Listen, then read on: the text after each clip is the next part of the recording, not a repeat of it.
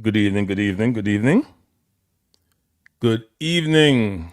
No startup video. We just jump straight into it. I need to get a new introduction, people. That's why I'm not using the old one.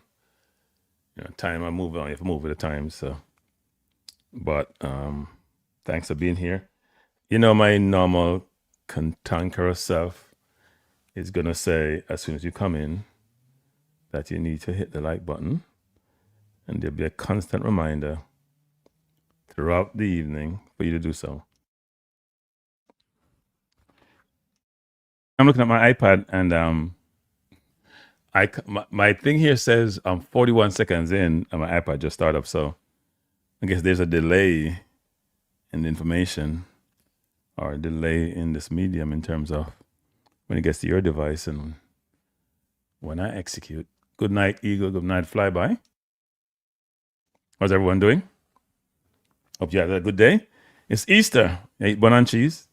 Bun bad for you, but me buy a bun tonight. I haven't eaten bun in a long. I don't think it's the first time I've eaten bun this year. I think actually, but I try to stay away from such sugary products. DJ Fatal, bless up DJ. Thanks for joining. I appreciate each of you who come and could do something better with your time, but you're here hang out with me.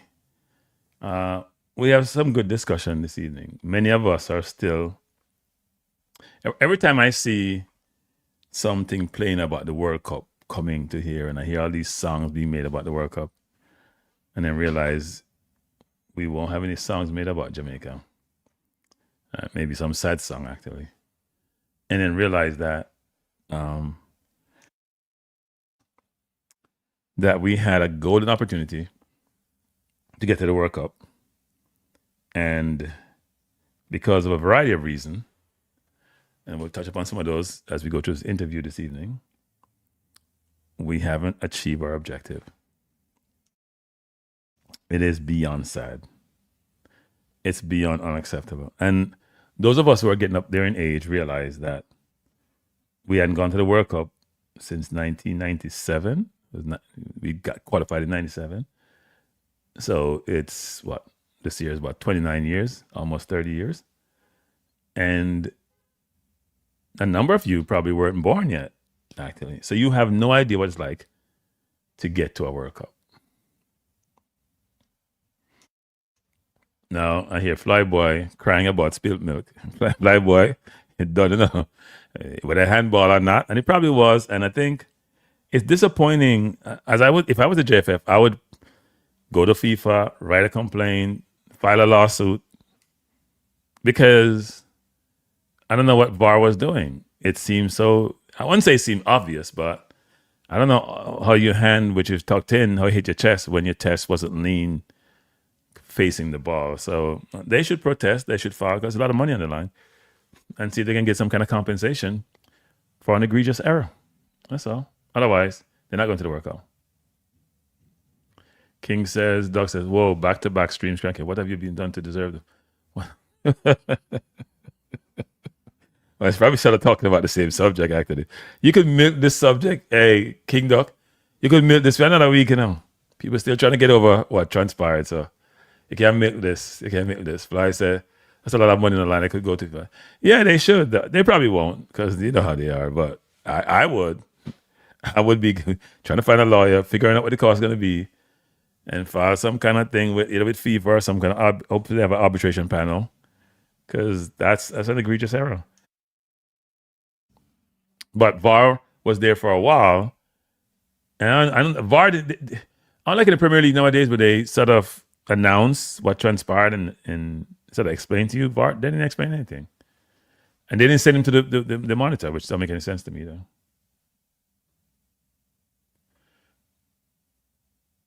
I think they should protest. I actually, right after someone from the JFF sent me the video, and I responded to them that they should go up to FIFA immediately and protest.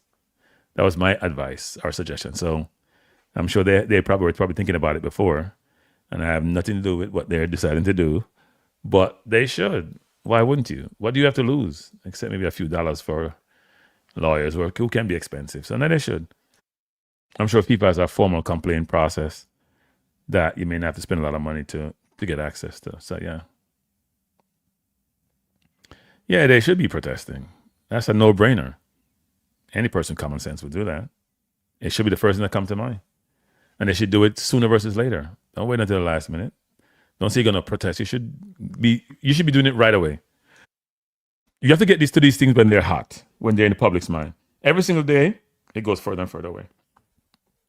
Proximity to the occurrence is important. DC said, apparently a YouTube video from years ago, service from Mrs. Speid said, yes, I did see that, and someone sent that to me today. It was the president. Well, he was sort of baited into it. It wasn't something that he initiated. He was baited into saying that he would resign. And obviously, he's not going to resign. That's not happening. The president's not going anywhere. No way, shape, or form. Iran says they're going to. The last time I read something today, Iran said they're going to play in the World Cup. So now, no matter how much war is being fought, the World Cup supersedes wars. Apparently. By the way, people, it's 40 something in you. People. Well, don't love to hear me so miserable. I got chastised today, I won't say by a family member, because they believe I am too emotive in this environment and I'm not composing myself in a manner reflective of the family.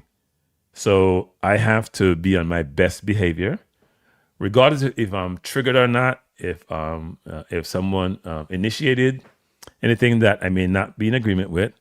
I have to comport myself in a manner reflective of what my family says is how we behave. So, because I think if I come in this environment, there's a different side of me that's showing up. So I'm going to try my best to ignore the comments which triggers me, and just focus on those. I'm gonna be like Maverick, the one that I love. The comment that I like, let's put out the one that I like, and the other one I'm gonna close my eyes, let me not see them. Let's see how long I can do that for. Let's see how long I can do that. Yeah. Well, what up, people? Somebody send me a voice, man. And then just send it to me too.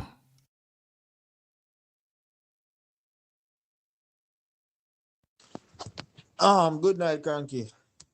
Deacon here. Me have an interview with Mr. Speid in person, similar to the one that I did last year. 1 second, people. 1 second. Person said, I'm for reach out to you for see if you have any questions you want me to ask on your behalf, or where you want me to ask on camera to him. So, may I prep for the interview now? So if you have any questions you don't want me to ask him directly, you can just send me and find a way to put it in the interview. All right, so people, I apologize for that. Somebody sent me a voice I need to listen to, and they may need a response from me, but I may not be able to give it to them because I'm online. Tonight we're going to talk about we're going to go through the Rudolph Speid interview with KLAS Omega. Interesting conversation. I was listening to the program. Well, somebody texted me and said it was on. I was listening to it.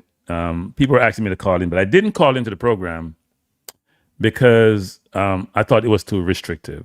The criteria, as Rudolph liked to talk about for the football team, the criteria for the radio station in terms of your questions were too restrictive for my liking. And you run afoul of them, and then you walk away very perturbed, upset,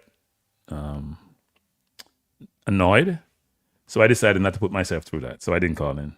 But I did listen in, and I was frustrated. And I text one of the hosts to express my frustration with the direction of travel. And I hear Fisherman give me a hard time last night, saying that I always critique the questions that's been asked.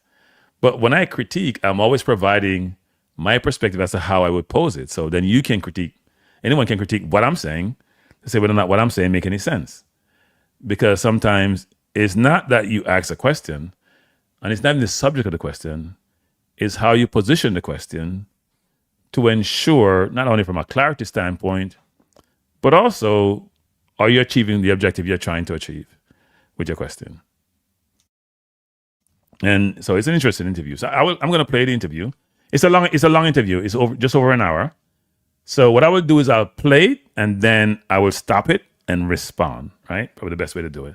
I'm going to start now because I don't want to be here for another 4 hours tonight. Let me just take a couple comments before I do so. Muslim said, you can start by conquering Jamaica College and its champs victory. That's more reflective of your family. I am very happy for Jamaica College winning champs. Us in Kingston College believe in sharing. We have our brothers and sisters I would say we're brothers in Calabar and Jamaica College. Jamaica College once in a while turn up. They're never around most times. And when they do, we want to be hospitable. So we give them a title so they can feel good and hopefully they'll come back next year. All right? We take some time off to recover, regroup ourselves, and come again. And we will come again. So must win, enjoy yourself because it won't be for long. Select a poncho. Blessed night, Kranky. If these guys have an integrity and love Jamaica, they would resign, let another set of leaders take over. But like politicians, they're going to stay as long as they're not resigning people. That's out of their mind. Rudolph going with the coach is not resigning. Kranky Speid was correct when he asked them as a reporter how they don't even know the name. Yes, and we'll talk about that actually because I thought that was interesting. You hear me beat traditional media in Jamaica, so don't be surprised. They're lazy. Kranky Speid was correct when he asked them as a reporter. Yeah, they're lazy. They're lazy. All right, let's go into it. Let's go into the interview. Let's jump into it. So let me set the stage. Rudolph Speid in his first, what I'm going to call sit-down interview, subsequent to Jamaica being eliminated from the World Cup qualification, sat down with Orville Higgins and Christopher Zinedine. What's his name? Is it Campbell? I'm forgetting his last name. Matthews, sorry. Christian Zinedine Matthews, who are co-hosts of a radio program, Sports Desk, on KLAS Omega Radio. And they had a pretty long conversation, over an hour. The format was that these two hosts have the latitude to ask whatever they want to ask. But most of the questions they tried to obtain from the audience, they had some criteria, which is you have to sort of go straight in and ask the question. You couldn't set up the question. You couldn't have everything surround the question. It couldn't be nuanced. It has to be almost direct and straight. And you get 2 questions maximum. Right? And a lot of people were asked the questions. The questions covered the totality of the World Cup campaign, along with the JFF and, Rudolph's role and expectations going forward. So let's jump into the interview. Bless up triples. 6551. Let's go into the interview. And what I will do, as I mentioned before, as we go through, I will stop it and provide my perspective on the question and also on the response. Thank you. I'm good. Thank you. Let me know if you can hear these people. Yeah. Good afternoon to you, Mr. Speid. You want me to ask the first one, Arvin? So I like to do this and stop it. Okay? You know what happens? I'll get myself in trouble. Can you hear that? It's very important. I hope so.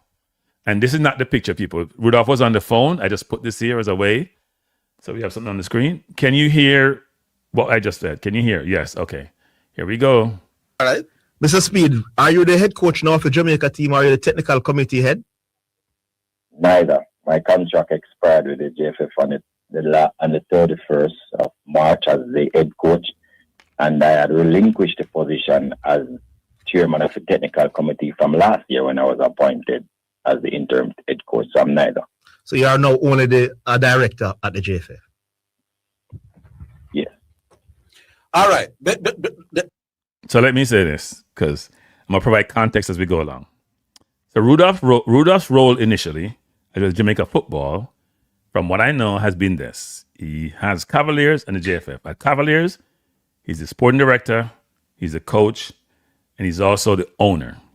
At the JFF, he was a board member, head of the technical committee, chairman of the technical committee, and currently, so that he was then. When he became interim coach, he suspended his executive activities on the board and also as the chairman of the technical committee.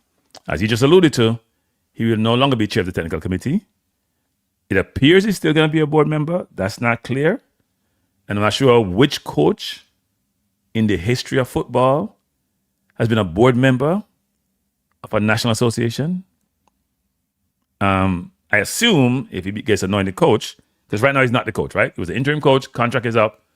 So I assume if you get appointed coach, he will not be a board member. But then the question you ask yourself is, will they ever bifurcate those roles for him because of his importance to the JFF? Even if he's the coach, he's still going to be consulted on matters administratively that affects the JFF. But that's just my perspective. Well, there's lots of time to talk about the future where Rudolph Speid is concerned. But let's look back at let's start with the two away games or the 2 games in the playoffs. In that Gambia game, not Gambia, Congo. Why do you call him Zambia? You call him everything except Congo. Or Zaire before. Yeah. One of the questions that I've heard a lot of people asking, which seems legitimate to me, is was Rudolph Speid, in hindsight, wrong to leave out Whisper out of the team? I didn't leave him out. The criteria and the criteria he made, the condition he couldn't make, and those were clear to everybody for months. So listen, you want to get in this squad, where's a do or die game, this is what you got to do. It didn't satisfy the condition. And at the end of the day, if what do you say to those who say, were those criteria appropriate, seeing that players with apparently less abilities like Fuller and Ellis from Racing, that who said they had less abilities? They haven't gotten the chance. Who said they had less abilities? Well, most Jamaicans think we see them every weekend, Mr. Speid. Would be ahead of those in terms of quality. Yeah, but the criteria and the conditions there, not those. So you're saying if you have a car in a garage that is not being driven, it's better than one that drive every day. You're not sure, and that's where the uncertainty come in. So yes, you saw those players play week in and week out, and that was one of the criteria they made it, and we included them. So just one thing, just for your information, if you may not follow the football and the criteria, the JFF, what I just call criteria, are policies or standards, which is putting in place because it says it's a way to be transparent to its audience or to its constituent as relates to the football. So the criteria or standards are that 1, you have to have a contract with a top 20 team. 2, you have to have, if you have ever played for the Reggae Boyz, you satisfy the criteria. And 3, you have to play in the top league in the country you're playing football. That's the criteria. The conditions are a little bit different. The conditions are like around performance, for example. Are you performing? Are you fit? So those are the conditions. That's the criteria. I have said this multiple times, which is the criteria are somehow conflicting because you could play in the 21st league in a country, which is better than the JPL, for example.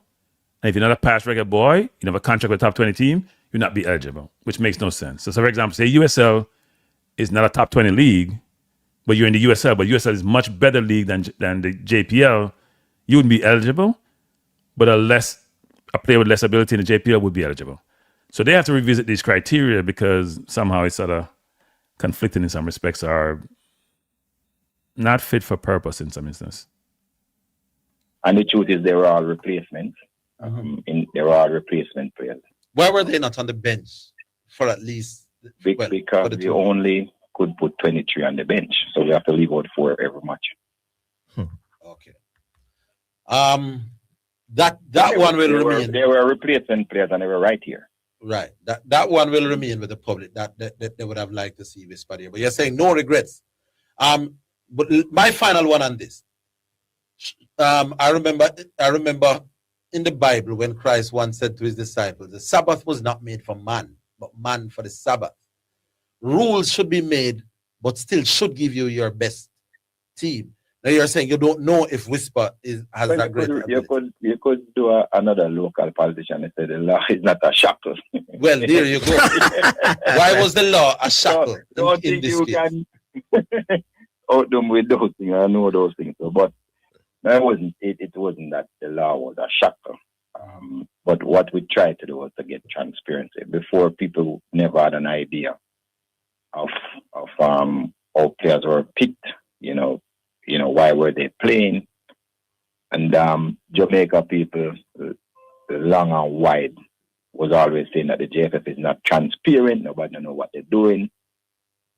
This time, everybody knows what they're doing. Mr. Speid, but they will point to the fact that there's a central defender who was absolutely brilliant for me against Congo, who is not playing regularly at all for his club. And you're predicting based on history, knowing his quality.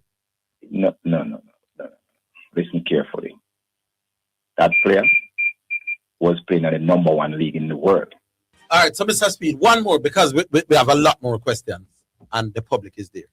my understanding of the rules was that once you had represented the national team before, then the rule about the league team would playing in the top leagues wouldn't be necessary. Did I get it wrong? Well, there was the rule to make you, maybe you call it eligibility rule, that was the first step, but after that there was conditions. So, for instance, when Zidane asked the question, he should go back and look at the minutes that have been played by both players that he's referring to.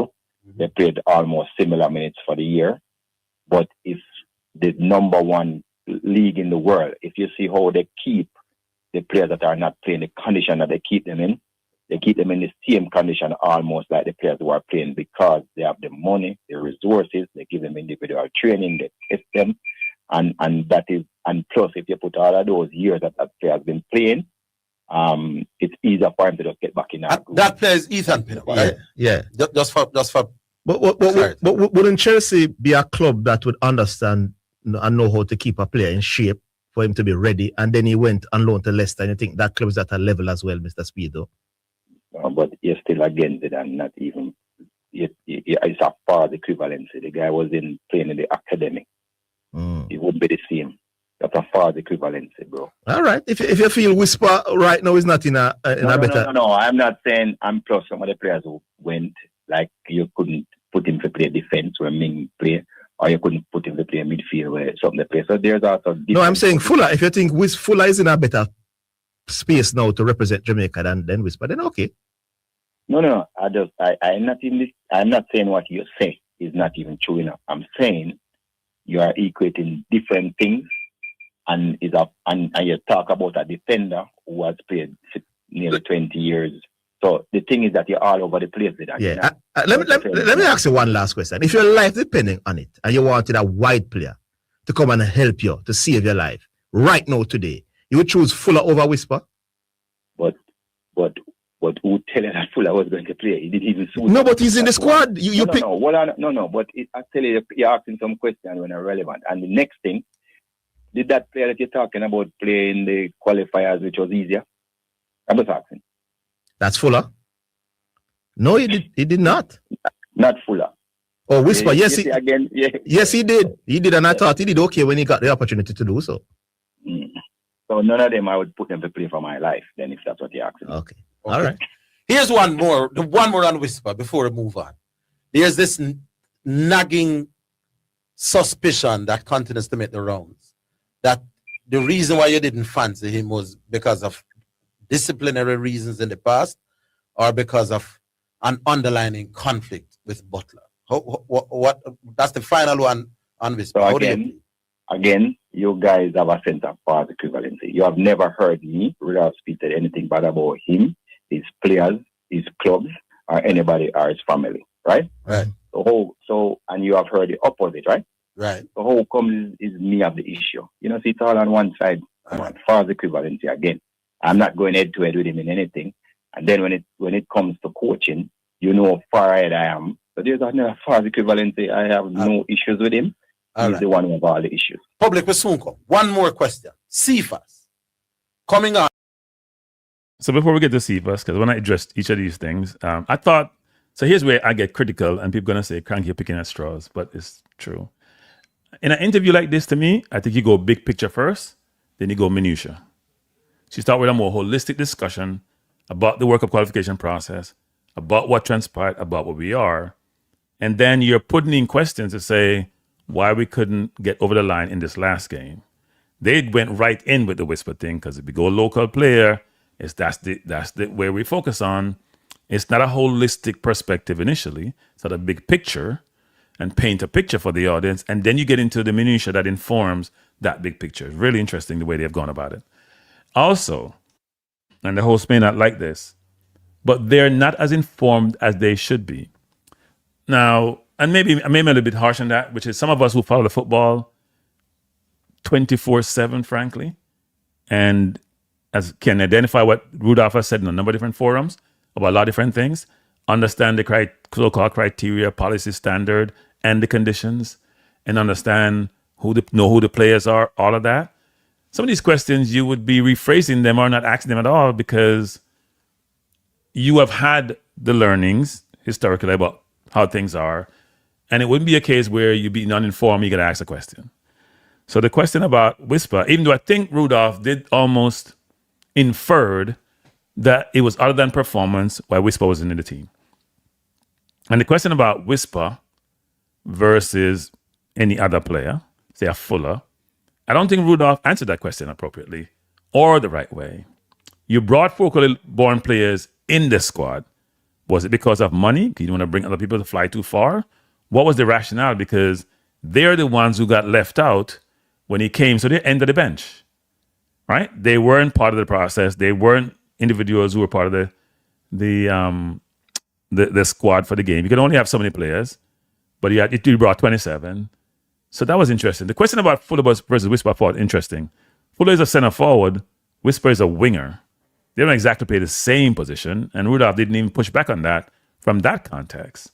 Also, it's a fair question by Zinedine to say Pinnock was not playing regularly. In fact, he's only played one regular season game and a few cup games. And Whisper is playing in the academy. And the question he asks is, if you're saying the Premier League is ensuring that its players are up to standard when they're called upon for league games, but what Zinedine is saying, well, even in the academy, given the training methods employed by those organizations, wouldn't he also be in a good place? Now, and even when you go to Leicester, which is a Premier League team and they're fighting for relegation,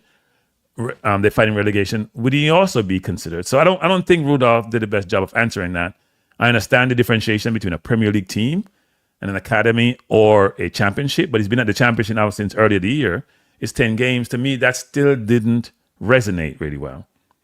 So I'm not sure there's total transparency as to why Whisper wasn't called. Maybe the question should have been, and it wasn't a Fuller question. Fuller's a center forward.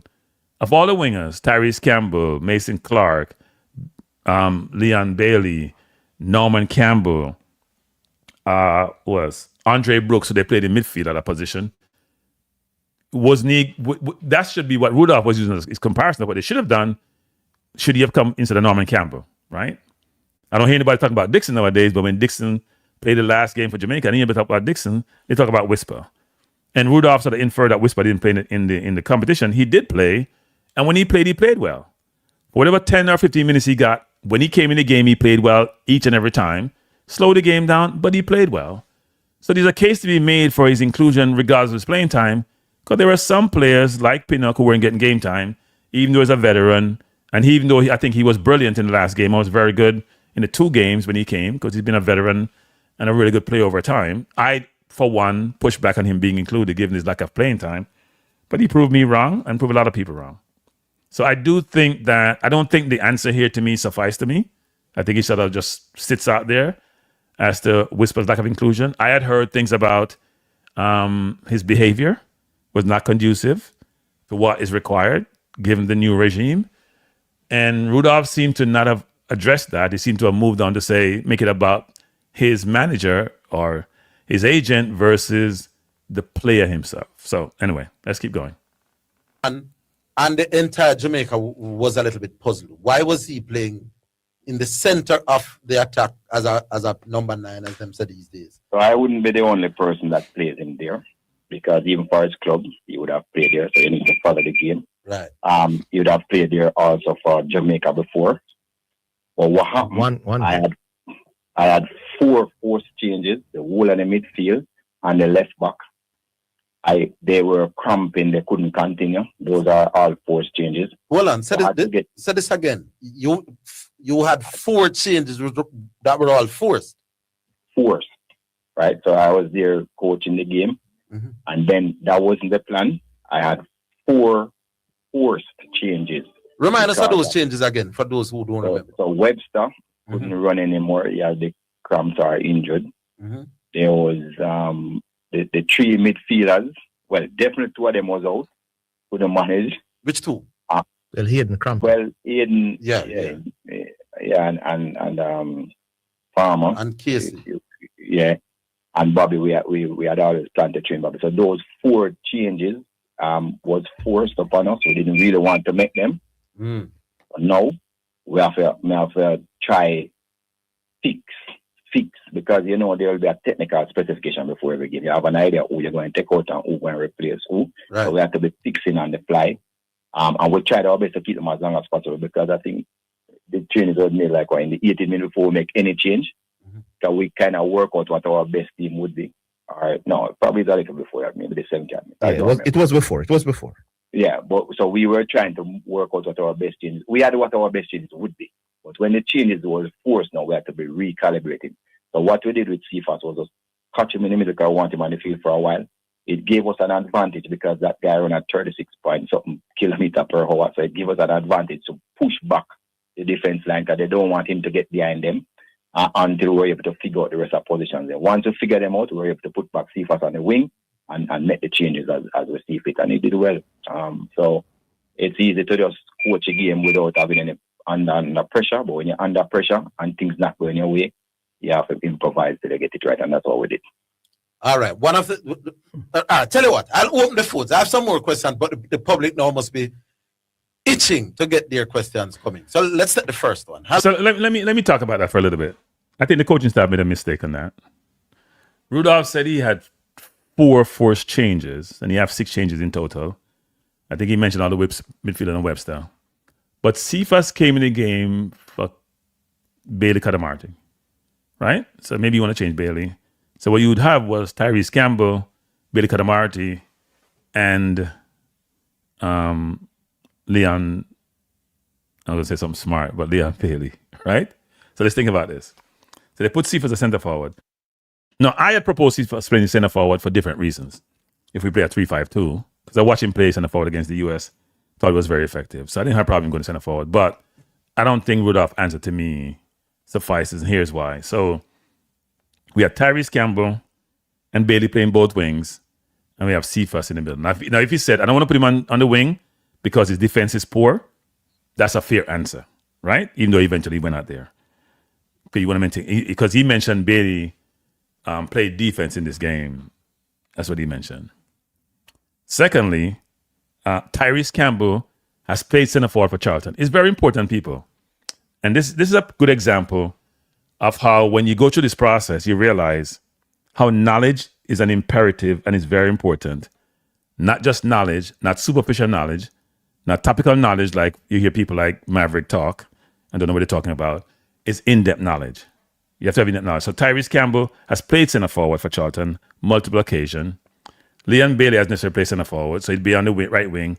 Cephas' position is on the left wing. So you can put Tyrese inside, put Cephas outside. But if you're saying defense is a part of the issue for Cephas, and you know one exposure, and you think Wan-Bissaka would hold him down, then yeah, you may leave him at center forward, right?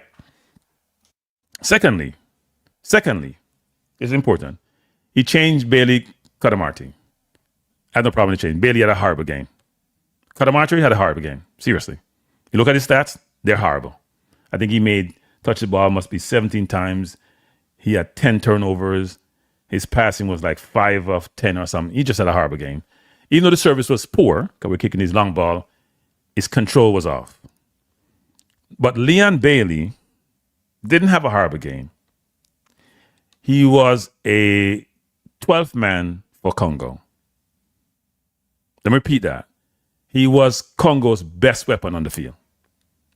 So if you're going to make a change, and I asked the question the other day, which is, if you're going to make a change, do you look at the performance of each player and say which one is the least I can afford in this situation and make a change accordingly? Leon Bailey played with a lot of effort. He tried.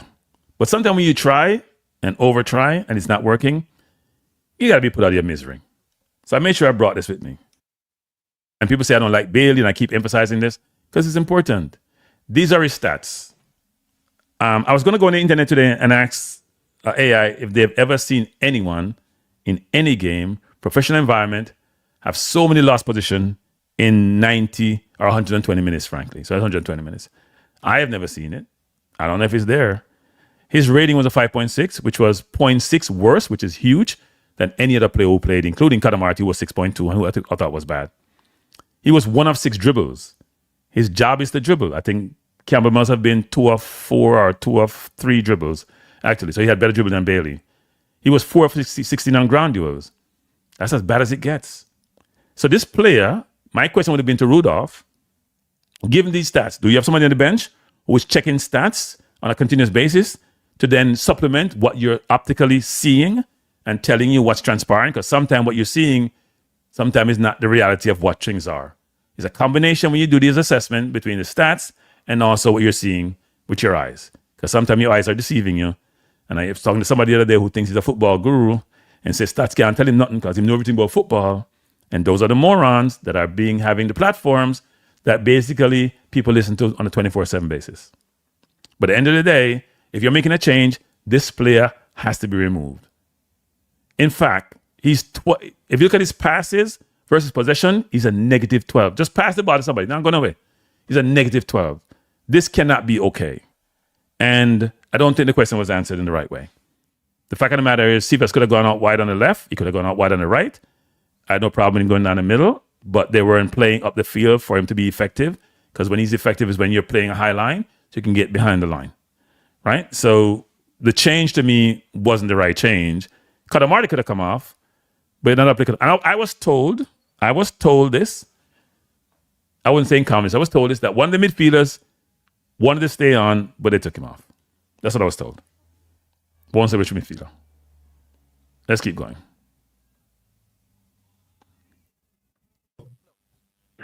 Hello. Yes, ask your question. Are you hearing him, Mr. Speid? Yes, I'm here. Good. Yeah. Who is this and what's your question? Prophet. All right. So my two questions are: first one is, Mr. Speid, why did your criteria apply to those who already play for the national team, especially that final game against Curacao in the national stadium? And the second question is, based upon all that has happened, why should Jamaica trust your judgment any further? All right. Prophet, hang up for that. Hang up and listen to the response. I like the fact that you didn't wind up and get into the whole LB. Very, very direct. Not the 45. How you answer those two, Sir Speid? Well, the first question, he talked about Curacao. I was not in charge. I can't decide what the criteria is, because contrary to what everybody believes, I've never picked a team before I was made interim coach. I don't pick any team. I don't pick any players. And every single coach in their contract, it is written that the coach has total jurisdiction over the selection of players. So if any coach don't pick the players that they want, it is the coach problem, not the JFF, not us. Every senior team coach every single coach or coaching national team get that ability to be able to pick who they want from under 14 all the way up. Nobody interfere with them. So that's the first part. So the Curacao game, I can't answer that. The coach pick who he wanted to pick. And the second question, he was asking why would they trust me? Why should the public consider to trust? I'm not telling anybody to trust me. I have my contract up. I am not. I don't have any job. You don't have to trust me. My contract is up.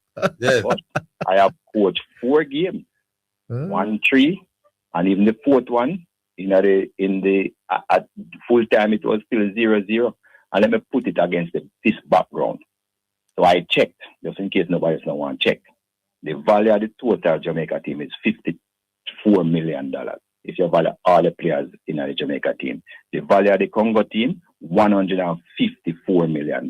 You see the difference? 3 times. What that coach have to work with, value 3 times what me have to work with. So it's like you telling me that a Voxy and a Mercedes-Benz clash, and you're telling me that the Voxy will win the race. Mr. Speid, you know what is one of the interesting things? A lot of your critics are prepared to say that based on that game against Gambia, you got marks, but they feel that as so if you were being judged purely as a coach, I don't think that too many people, except for that. Yeah, because everything comes into one though, Mr. Speid. So you were the technical head. Yeah, you're the technical head. You hired the wrong coach, then you advised the wrong coach. And then you were a coach that was in the end now not helping us you feel to qualify. So when they look at everything on a whole, that's where you're getting the beat now. You have to understand that. But you see, you guys are talking that is not so. Whenever I recommend 4 coaches, the board decide who are the coach. Is not come on, Mr. Speid. But they accept the recommendations. Don't they accept the recommendations most? No, but don't they accept your recommendations most of the times? Me say we always put up multiple people, bro. But that's me I tell you. So you're not taking. Me can't help you if you don't want. You're not taking the blame for the hiring of Steve McLaren. We recommend them. Did I ever run from that? We recommend more than one coach. It was 4 coaches we recommend, and that's what we do for every post. Yeah. Here's the other one. There were 3 new selections. So before we go there, let's go back to the question around why they should trust Rudolph. And he says he's not the coach, so why should they trust him?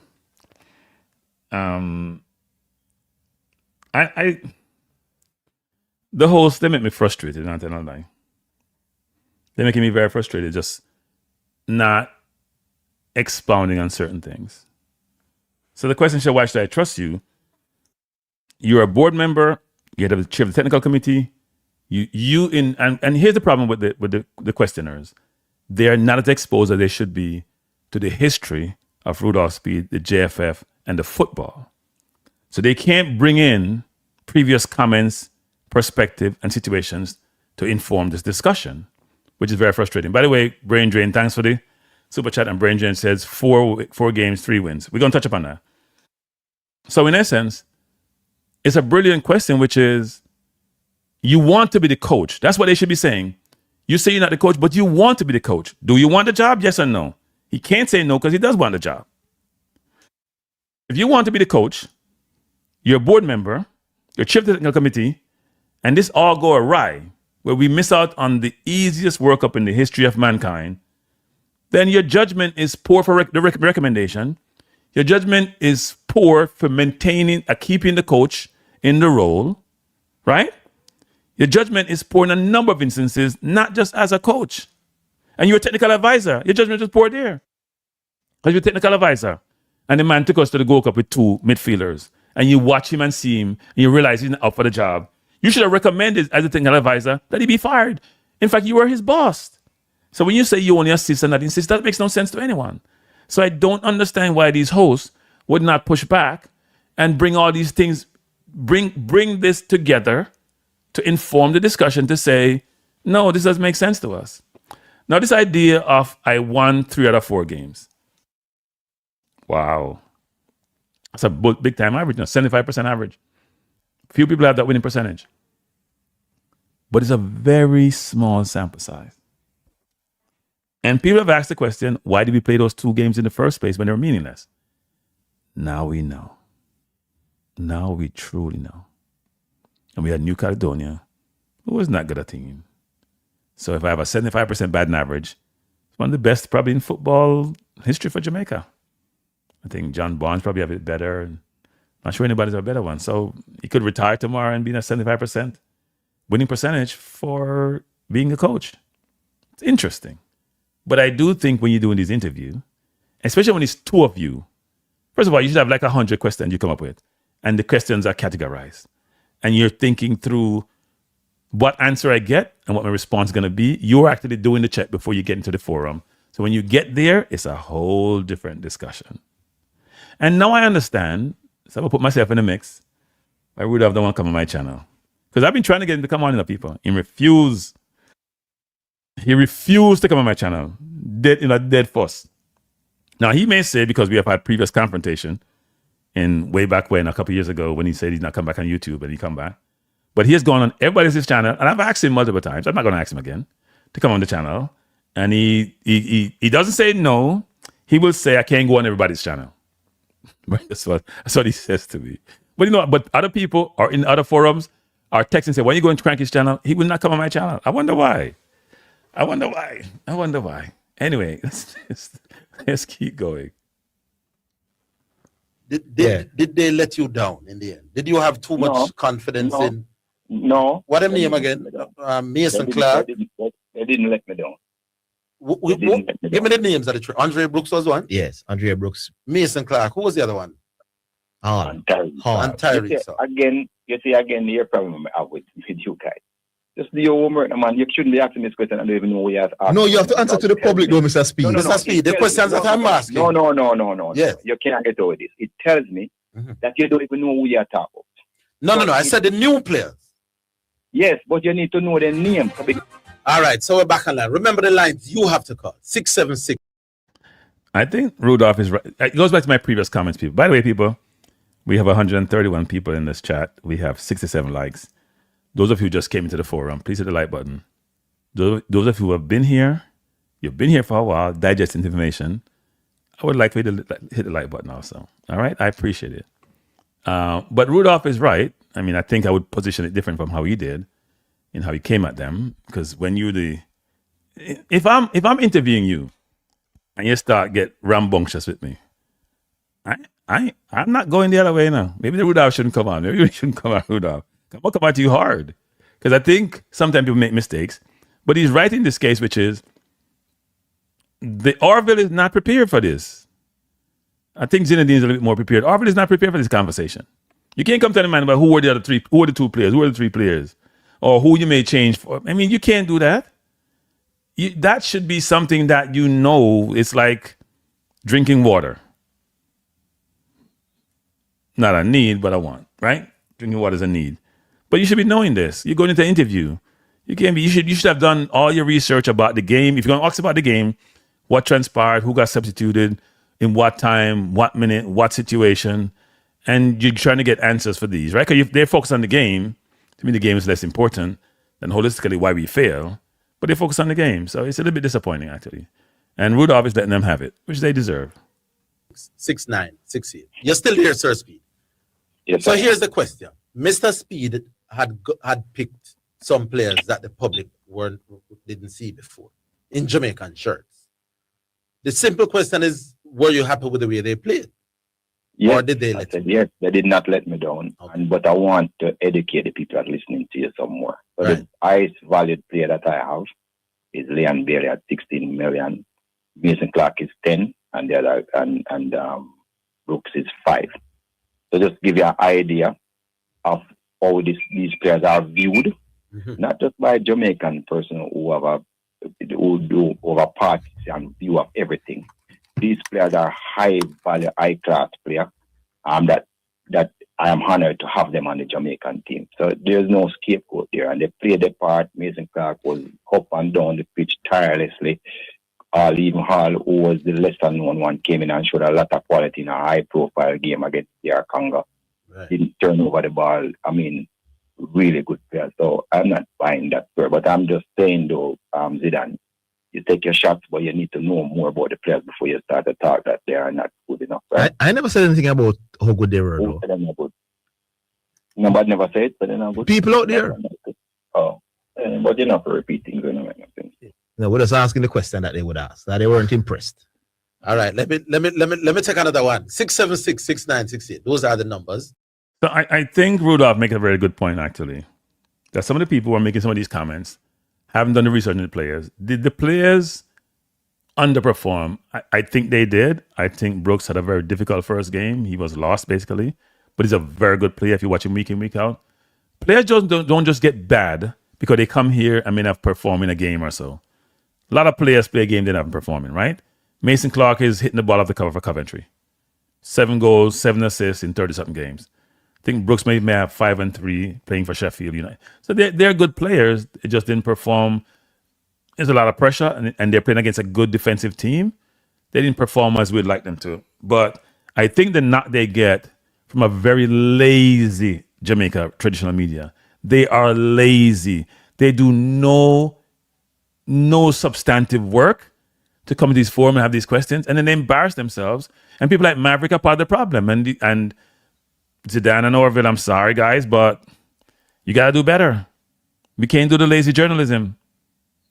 Now, say Rudolph, look, come talk to you guys. They come, you see, come right to Una first. You know, come to people like Kranky, come right to Una first. He loved those interviews. You right, Rudolph? Come, you watch.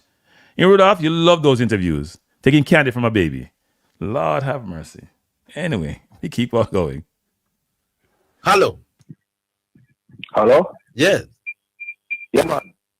Paul here about Portmore. Paul from Portmore. Your questions, Paul. Yeah. Questions. Well, I never said the match in its entirety, but at the end of the game, man called me and was giving me some stats. And one of the stats What's the question, Paul? Remember we said Yeah. I'm going to ask the question. Ask the question. So after 120 minutes, we had 5 shots on the goal. 5 shots at goal, 1 on target. Is that true? That's the question. That's your one question.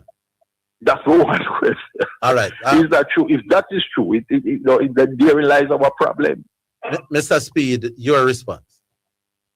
So I never know that I am supposed to be anybody's secretary. Just Google it and everybody know the amount of shots for them take. I mean, come on. People just Google the thing. If they and then pick out one stat that don't tell the game. If you look at the other stats that shows we had 53% possession, 56%. Google it, there's the half. All right, Carla, I'm from Portmore. You make your point, Paul.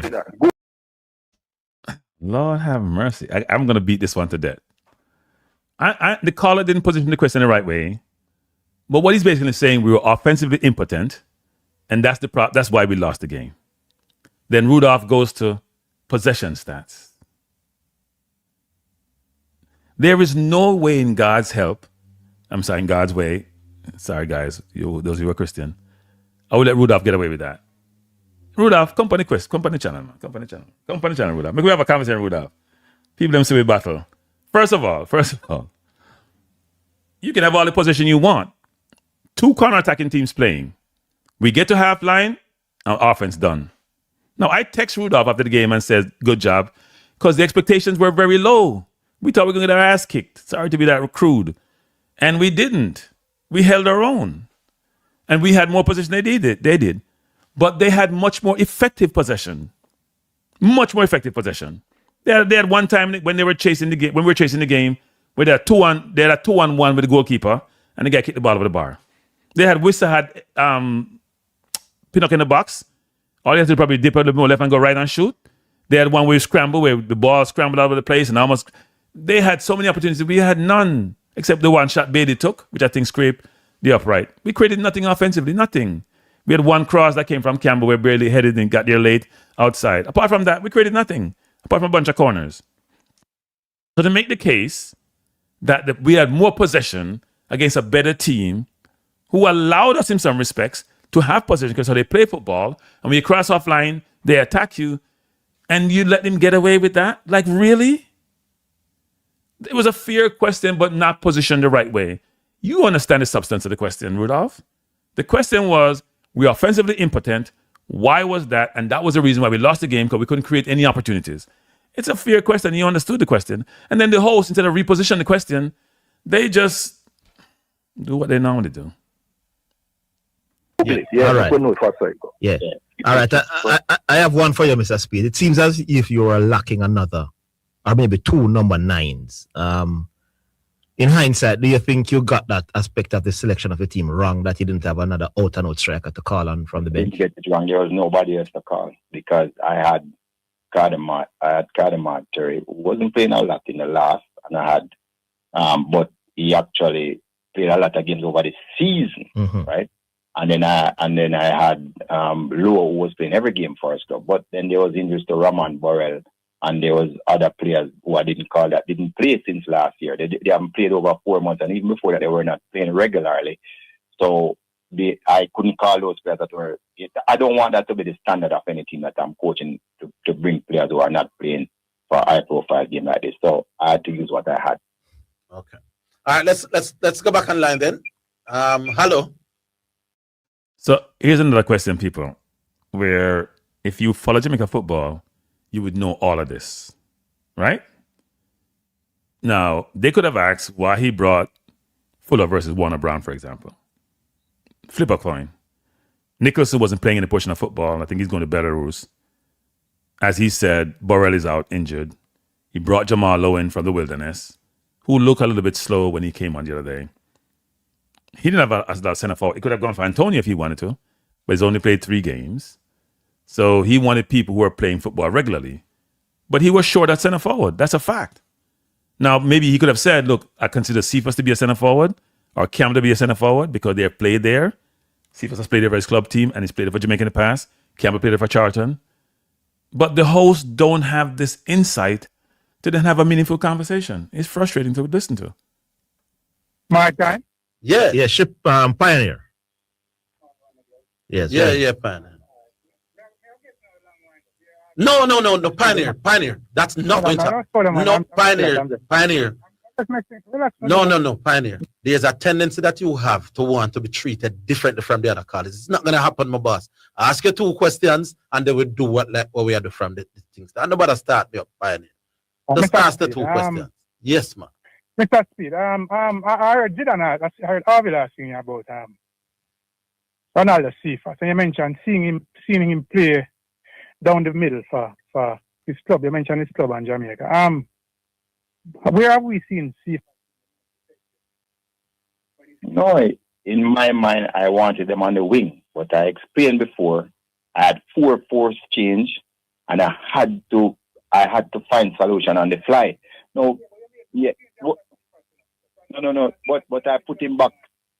I put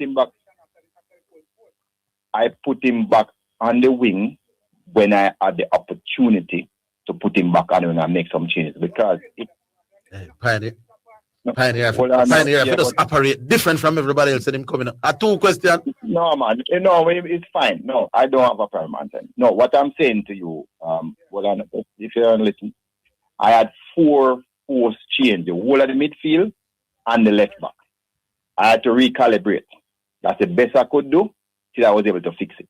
That's all I can say. Yeah, but what he's saying, Mr. Speid, though, is why didn't you fix the problem before bringing on him in the striker position? How can I fix 4 force change when the man then get injured and go down? How can I fix that? Yeah, that. No, I could not because the type of player that I had available, I had to take off somebody to put him in the right position at the time because I had to fix those positions first because I couldn't put him to play a central defense midfield. I couldn't put him to play a left back. I couldn't put him to play a 6 or 8. Who did he come on for, Mr. Speid? Remind us. Man, you see, I have this problem with people that talk and not even. No, but we want you to. I'm not your secretary, brother. Go find out before you ask me why. Don't do that. And it's the second question. Mr. Speid. So I think that wasn't good by Rudolph, actually. Right? That wasn't good. Not everybody follow up the changes in the game. I can understand him going on, the interview's going on for a while and him getting perturbed, but the role he plays and the organization he represents, you can't respond like that. You just can't. It's not okay. He needs to revisit that response. It's not becoming of him, actually. There's nothing wrong. I don't think there's tons around to say, who'd he come on for? He come on for Bailey Cadamartry, actually. But because they took Bailey off and put Seafa on and put him center forward. I mean, the host should know this, actually. Because if you had 2 forwards up there in Bailey and Tyrese Campbell, and Tyrese wasn't changed yet, then it had to be Bailey Cadamartry, right? Because it wasn't for a midfielder. But I don't think that response befits Rudolph. Hold on the Pioneer. I don't want no reporter ask me a fact question. Go and find out and then ask a proper question.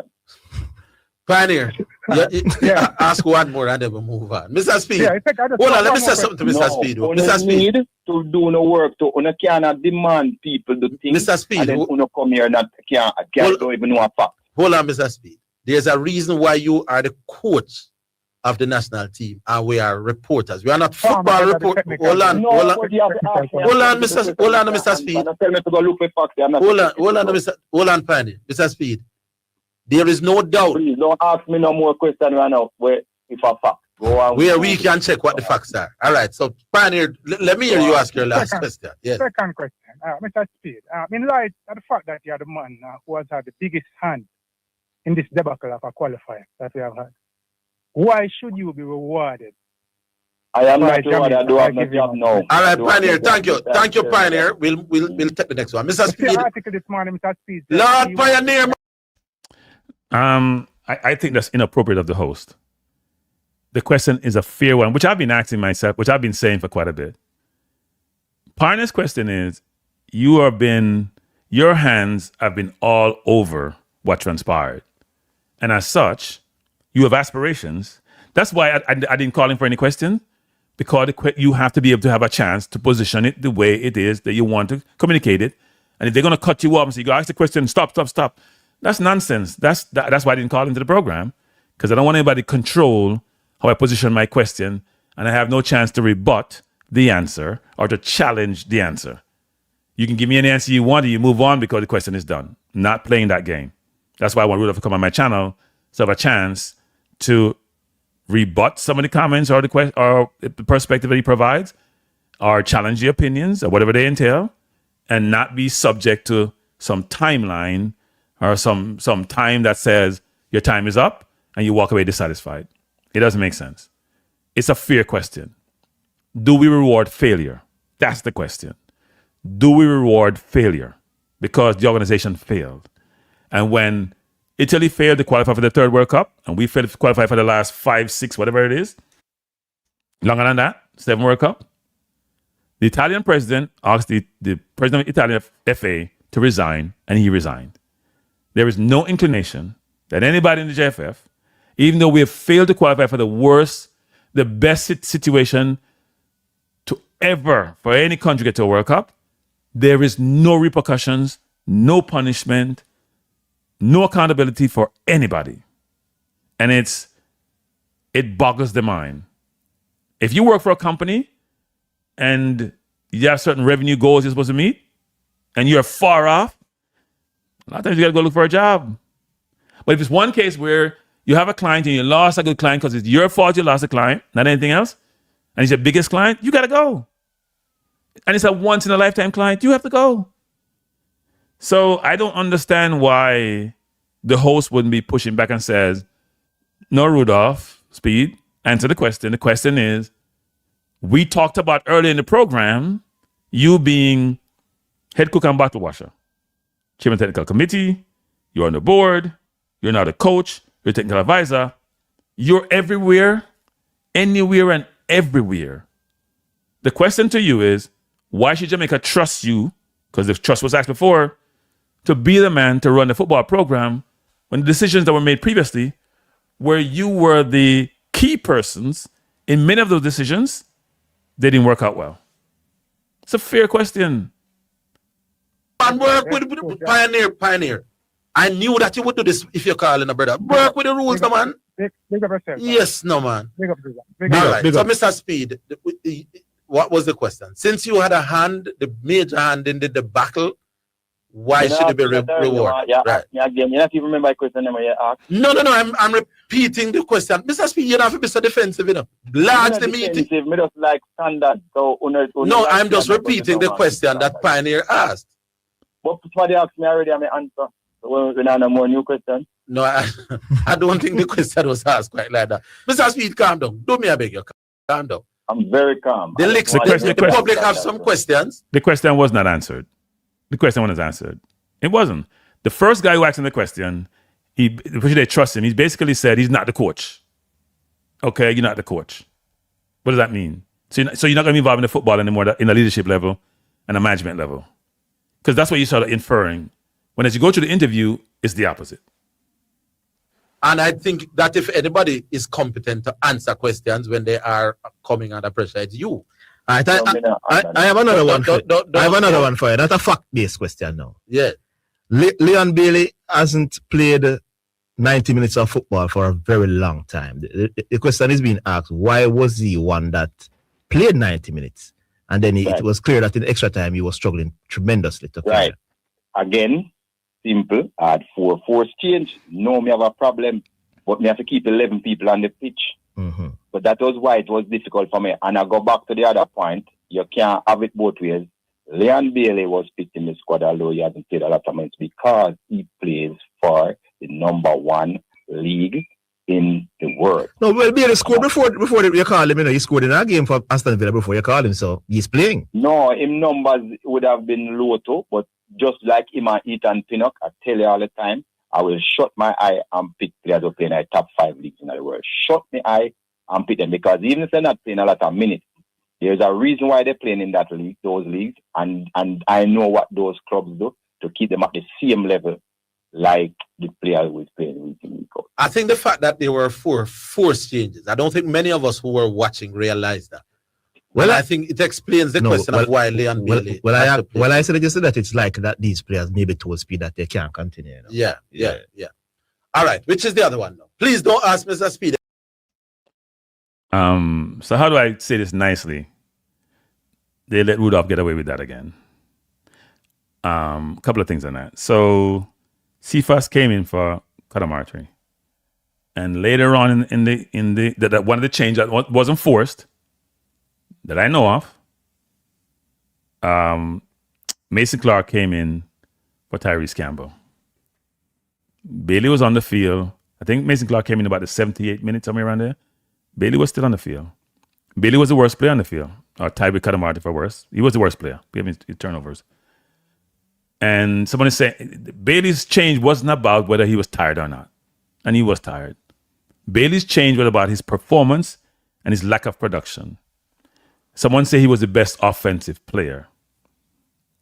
I think he was one of Congo's best defensive player, given his number of possessions lost. And if you forget, there they are again. He gave Congo the ball 30 times. I think the other highest number was King with 24, and most of those were long balls. I think Tyrese probably gave him 15. I think Pinnock gave him 7. Not Pinnock, Hayden gave him 7. I think Bobby Reed may have double figures, but his numbers are by far worse. Cadamartry is about 11. His numbers were the far worse than anybody else. It's not even close. So the question is, why was he still on the field if he was tired and not playing well? And you took off Tyrese Campbell, who many agreed was playing well, and giving Wan-Bissaka a hard time. Makes no sense. Fact-based questions. Anything man could have Google for yourself and know we're not answering those questions. Or we're not asking those questions. And please, just ask your 2 questions. No discussions. Who do we have now, Miss B? Hello? Hello? Yes. Yes, who is it? Fuzzy Outer East. What are your 2 questions? First of all, I want to speak with a speak calm. No, I'm not here to bash him or argue with him. But one could ask 2 questions. The first question I'm asking, he has been in the program ever since it began, from August until the end of it last week, Tuesday. The first question is that we give me an answer to the second question. The first question is Mr. Speid. Who in the Jamaica squad, the overall squad from that time, who you think, apart from goalkeeper Blake, is the heart and soul of the team? Well, you put me in a spot. I forgot to tell you, say, all of the players try them best.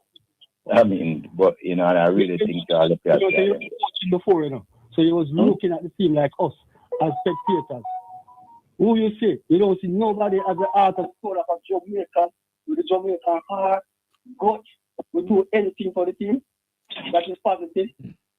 Look, I thought that in this camp, all the players give off them best. I mean, the team of was playing against wasn't an easy team. Everybody had said we were going to get 6 or 7. I don't know. We have a lot of money man in quarterback, but the truth is, it's a really difficult team to play against. They don't concede goals, and so it's almost like you can't beat them. This team would have gone past Nigeria. A lot of top teams, coming up to this stage, they were in the African Cup in a lot of games.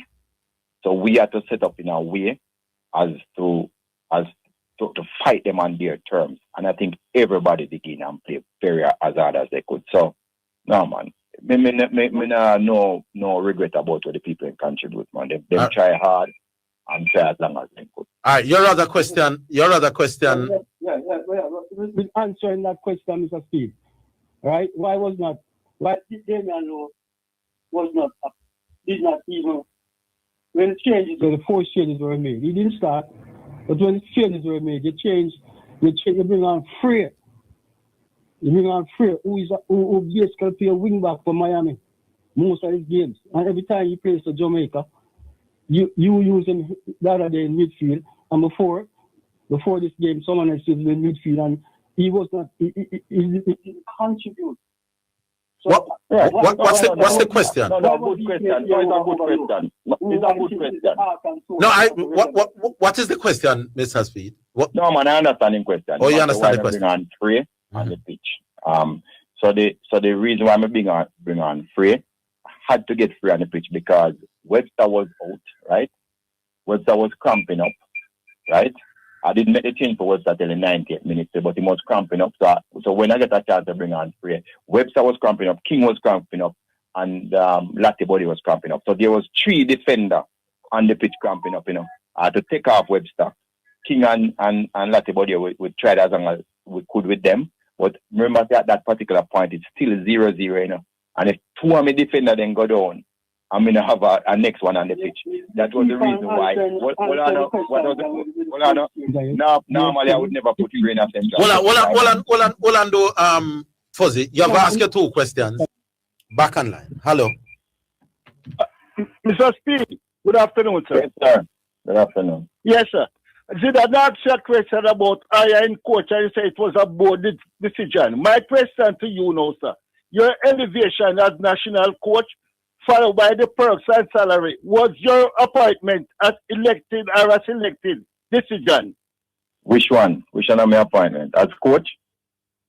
Yes, with the perks and salary. Yes, it was a board decision. The it board, was selected. Yes, the board. Yes, the board. Yes, the board. So, okay. So it's not a selected, it's not by the president. No, man. No, because no like Yo, you ask me a question, you know what me answer. Hold on, Mr. P. Let me answer a question. Yeah.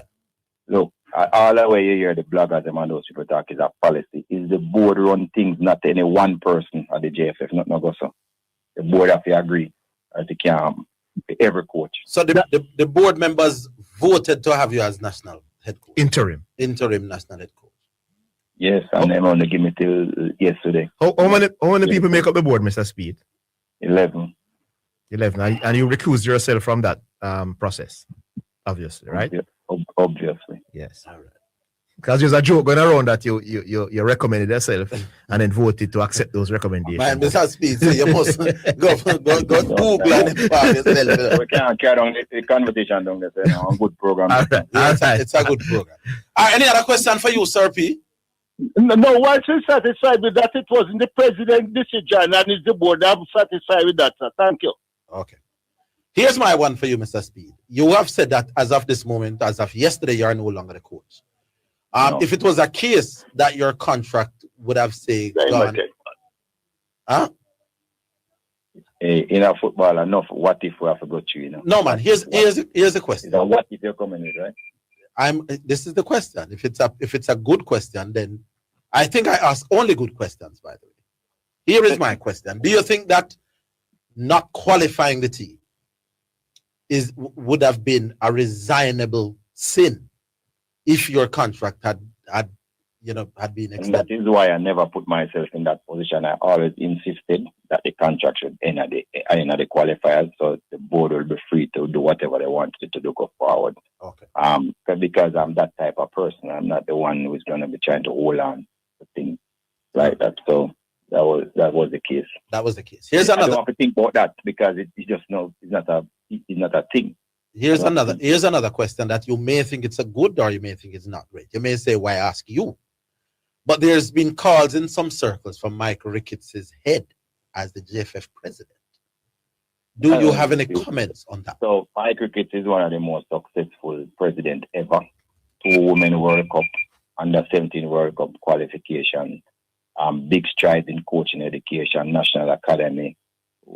I mean, we have seen what the under 20 is doing. That progression is not rare. What we're doing, we're really in our progress patch.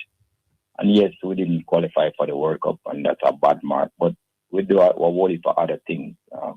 The Women's Premier League revamp, men's, all part of thing that he would have accomplished in this point. So I'm not agreeing with anything that the person does. Because he's one of the most successful presidents ever. Okay.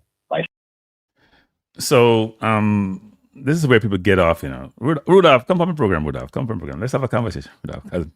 Let's challenge upon that. Yes, went to 2 Women's World Cup.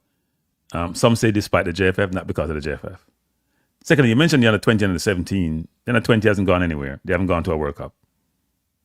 I don't think they've ever gone to a World Cup. The under 17, yes, they're going to the one here, a very watered down World Cup. Watered down World Cup. It's not like the same under 17 World Cup. This is Ricketts' third term. What happened to the previous terms? these accomplishments, at least the last two you mentioned for the junior teams, they're in 2026. They weren't in 25, 24, 23, 22, 21, 20, 19, 18. I could keep going. So what are we talking about? Not because we have been poor historically in a lot of ways, and he says the most successful. What's the benchmark? And what does success look like? The under 20 got 15 love about 2 years ago. They haven't won anything yet. And they go with the same team to CONCACAF. They ain't going to qualify the World Cup. They need supplement. They need to be enhanced. Yes, the under 17 should be commended. And yes, you should get your flowers when you've done well. But they also need to challenge that record you say, which is so stellar, because the last two you mentioned were this year. And the biggest miss of all, if you're going to put them in a scale of 1 to 10, if you're going to grade them out of 100, and you think about all the games that we have played over the last 10, 15, even 20 years, this one probably is about 50% of all of those, because we had the best chance in the history to make the World Cup. They're not all equal, and yet we failed to do so. So this concept, this idea about the president has done so great, and I like the president. I've said that numerous times. There's context to it. And if you go and decipher the records and review them and assess them, you'd realize we could have done much better than we have done. And we have not, because we have not employed really good strategy. And you could go to this whole thing about, we don't even have we just got a football director. After all these years, is the coaching improving? Yes, but we can't do any worse, because in most countries, coaches improving. That's why a country with 180,000 people can go to the World Cup instead of us, because everybody's investing in football. Apart from maybe say Trinidad. Far. Not even 2 Women's World Cup and the Under 17 World Cup did happen under his watch as well. Me tell the public said this asking him to resign, I think is a joke. He not even challenge him in any way, shape, or form. He didn't push back. He just accept it and move on. We agree about it, resign. The public can't affect his resignation. And we're not like Italy, where the president may ask them and somebody fall on their sword, because the people in Jamaica are not nationalists, or they're not patriots as well as they say they are. They will not sacrifice themselves for the country. It ain't happening. I don't care what they want to say. National Academy. Now we don't ask politicians before him, we only have C license coach. Now we have people that pro license. Robert, you know, you're completely wrong about that politician thing, though. That them don't resign? No, people don't ask them to. No, man. Nobody not ask them. The opposition always asks them. But the opposition people don't resign. They are in power. No, that nobody resign. Neither. If you're a patriot and you espouse the patriot view and the nationalist view and your selfless view for the country, then you resign sometimes, right? Because you realize that you may have failed the country. This concept that nobody resign is maybe a Jamaica concept, whereby, you know what? We're all about the individual, not the collective. In power opposition, nobody. No, that's enough to say, but people do ask him to resign all the time. And Wally part of things around nobody now. No, we know, but people do ask him to resign. That's the point. It's not in our name. Not in. Yeah. All right, we have anybody else there? Let's be back on line. Hello. Hello. Yes. Yeah. Hello. Oh, before you answer this one, Mr. P, who was it that asked why, or Fuzzy, why was Damian Lowe not considered? So I'll ask that right. Sorry to interrupt people. I'm just addressing this comment by Ida Ramine, who I've never seen on this forum before, and he seems to be a JFF supporter. Ida Ramine, I have a question for you. Ricketts is his last term he can serve, because this is his third term. And based on the Constitution, if they change it, even if you pick up the term in the middle of it, you only can serve 3 terms. So his last, I say in Jamaica, 3 terms, not 3. 3 terms. There'll be nobody to replace him when he's serving term. We're finishing about a couple of years. Really? Is that how it works? So we're going to have no president? Wow. For him. Yeah, so as I said before, you see, one of the things, without saying a lot more, one of the things is after we had 3 persons in the backline cramping up, right? Remember? We had 3 persons in the backline cramping up. The thing with Frey is that he's versatile. He can play central midfield, he can play right back, he can play right stopper. He was the one we had to get on the pitch based on what was happening. All right. I agree with that one. Oh, Fuzzy understand that. All right, who is this now? Javi, your question. Yeah. One, Richard King kept playing the long ball out, which wasn't effective. I want to know if you advise him to do so, or did you try to contain him at any time to make a shorter pass and try going forward? All right. So when he was cramping up, I can tell you they were not effective because but we couldn't make a change. As I say, we had 4 forced change. But if you look at the construct of the team from in the first game and the second game, you have never seen a Jamaica team outpossess any team of that quality. So clearly, the long ball is a myth to say we are playing too many long balls. We, as a team, we outpossess this team by 6 points. By 6 points. The one before we had, and in the first half we had 56% possession against their 43. So the long ball thing is a myth that we want to create. But if anybody Google it, they would have realized that we had possession over this team, this quality team, and we have never had possession over any quality team like this more than what they have. Tells you that we're not trying to play long ball. So if it does happen to my time, it's just because of what is necessary. That's bullshit. Sorry. Catch him out. I meant to say that anyway. Oh, Rudolph. Text Nashua, Rudolph. Text Nashua. Rudolph, what you talking about, Rudolph? The first ball at the game, passed by the King, kicked the ball outside over the left side over Campbell head. What were you talking about? He was 4 of 19 in the game. He mean to play a long ball. What you talking about, Rudolph? You mean to get me upset? What the hell are we talking about? People, we are going to the thing. We're not taking no call. What are we talking about, Rudolph? Rudolph, really? He has 4 of 19. And you say we have 50% possession. If he didn't kick with the damn ball, Rudolph, we may have 65% possession or 70%. He turned over the ball 4 of 19, 15 times without pressure. Most of those long balls, there was no pressure. He wasn't cramping up. He was long it up. I pure long it up in the door. But my cramp up, my long up. The ball and get the man, kick the long up the ball at the field and kick it to the opposition. Then kick it to give Cephas or Kadamarti a chance to get it. He might long it up all night. And we would have come to the program and get defensive talk about say that wasn't a strategy. It might not be your strategy. The man asked you the question, did you talk to him about it? That's what I can't interview in Rudolph. I mean, I get vexed by you on the program. I get vexed by you. I thought the man, you push back to the man and ask a good question. Why was King kicking the damn ball away? That was the question. And then you're going to have the audacity to say you weren't playing long ball and he was cramping up. He might long it up long it up, he might do a kick with the ball with no pressure. Pino touch the ball 102 times. He probably got to touch it 102 plus 14, 116 times versus whatever number. What was Rudolph talking about? Like we weren't watching the game. And then you have the audacity to be talking about it wasn't a strategy. It was King's strategy. Everybody was getting frustrated with King doing the same crap. And not only was kicking the ball long, he kicked the ball flat. There was no air in the ball to give his forward a chance to run into the ball. We were watching the game. I have the game recorded here. What are we talking about? Instead, you answered the question and said, well, you know what? Maybe because there's a deficiency in the coaching, to say you had breaks. You had hydration breaks, 3 or 4 of them in the game. Somebody should have talked to him and said, King, we're kicking the ball away too much. Or your passes, they're going to go long, need to be better to get to your destination. This audacity to be getting upset and talk about everybody say we play a long ball or we now playing on long ball because we have 53% possession. The possession didn't mean a damn thing because we didn't pass offline. And if he kicked the ball in a good place, maybe we'll have a chance to create more opportunities. The questions about we only had 5 shots on goal or we didn't get a chance to score. Those are legitimate questions. They mean you get a chance yourself to win. You did not give yourself the best chance to win.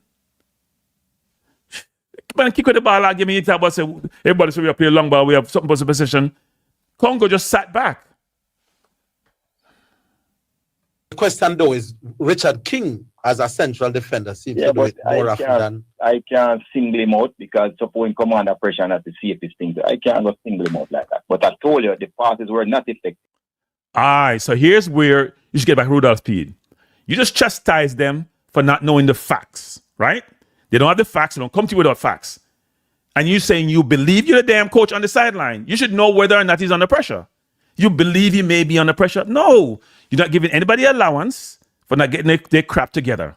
So you don't get no allowance. You can't say you believe and you're on the side and watching the game. What do you mean you believe?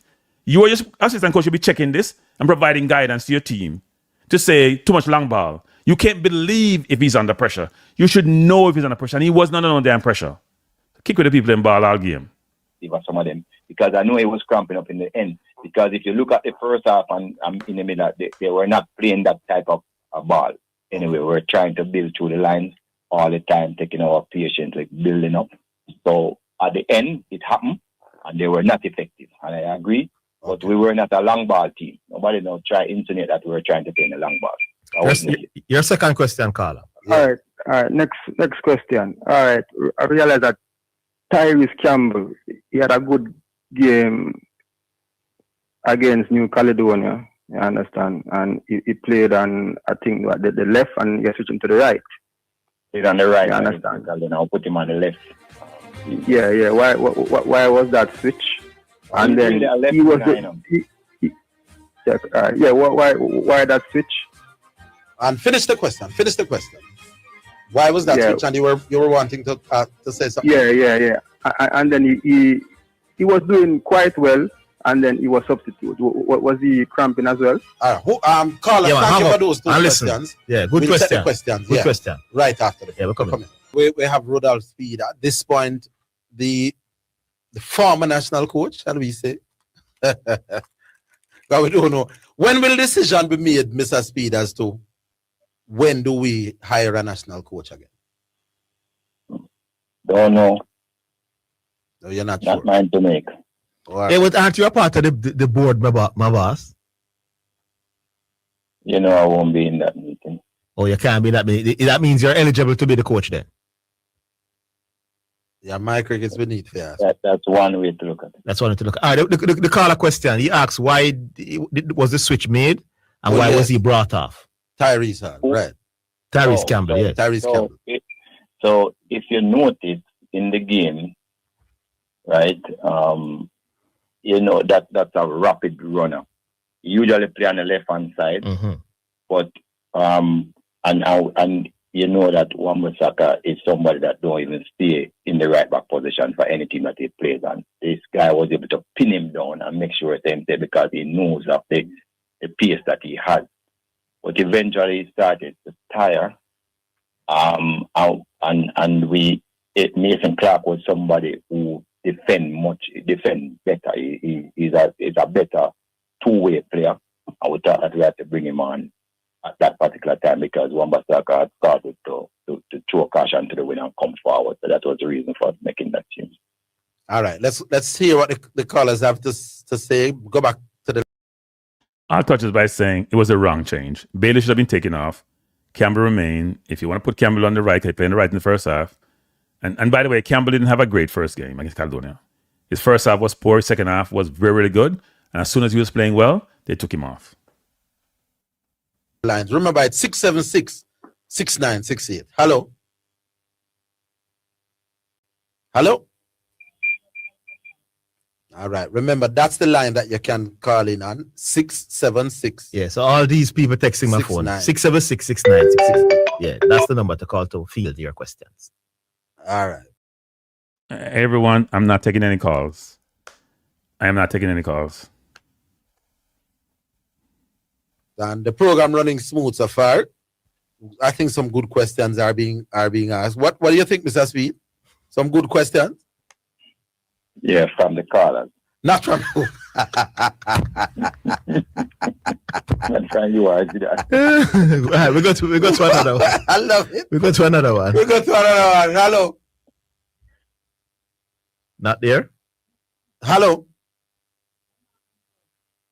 Oh Lord. Hello. All right. Open the line then. Hello. I don't know why. Yeah. Listen, that person clearly don't. All right. I hope you can answer this one, Mr. Speid. When will the Jamaica national team be next in action? Are they able to get a game with any of the teams that have qualified for the World Cup in May, late May? I don't think anything is concrete yet. I know there's discussion, but I don't think anything is concrete.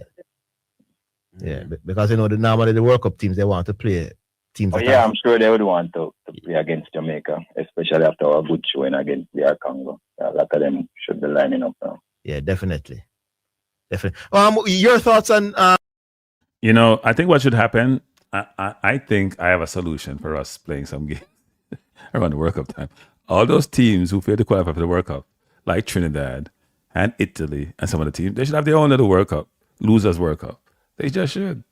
Bailey's performance. Bailey is one of the most discussed footballer because of his fame as a Jamaican. Your thoughts on his performance overall over the 2 games? What was significant is the way that he helped to defend. That to me was the most significant part of his game. Yeah. Normally, I thought he put in so much effort to help to defend their formation, how they are going to attack us, coming back down on the right flank in numerous occasions. Even in the first game when we were hanging on to the 1-0 lead, I thought it was just admirable. He kept back and put in the work and tried to help the team to go forward. Yes. The rest we know is not what he's gonna do with the rest. Yeah. He's gonna, all right. Is that part? People. Me almost laugh when Rudolph said that. Hey, Rudolph, that's a brilliant answer. So you're supposedly. I asked you a question how a player played. Let me put up what the player played, by the way. Me not start put it up. That's how the player played. They asked a question and you said he defended well. You're supposedly best offensive player, and as you would say, with the most pedigree playing the Premier League, with stats like these, and you asked how he played, and you said he defended well. No, he didn't. When you have 30 possession loss, you ain't defending well. You're giving away the ball. It's like somebody running by you, right? Turnovers are for the opposition. That's not defending. You care the ball. Yes, did he play hard? He tried. Did he give effort? He tried. But he was a liability. I'm sorry. So when you come on, people say him defend. If a coach asks you how did Hurricane play today? Hurricane defended well. But I thought Hurricane was your center forward, supposed to be scoring goal. What do you mean he defended well? What did he do offensively? That's the question, It's like somebody said to King, how did King play? And you said, well, King, he took 2 good shots and that was great. But they scored 3 goals. Where was his defense? That don't make no sense, people. Seriously. We didn't see Cephas in the first game at all, and then he was only brought on as a substitute in the second half of the night.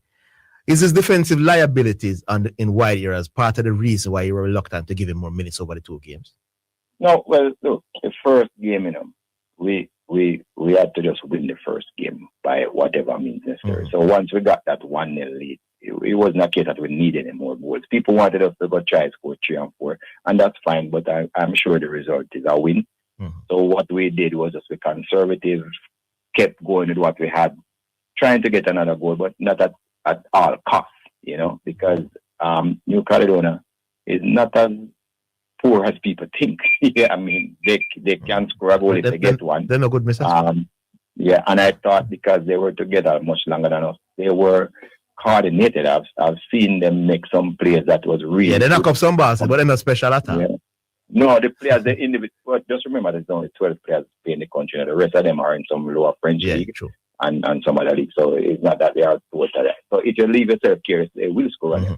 Remember, you don't reach a playoff by being a total dud. That can't happen. Yeah, you must have like a quality. All right, we'll go to another call. Yeah. Hello. Hi. Good afternoon. No man, your line bad though. Hear me better? A little bit, but what's your question? Can you hear me better?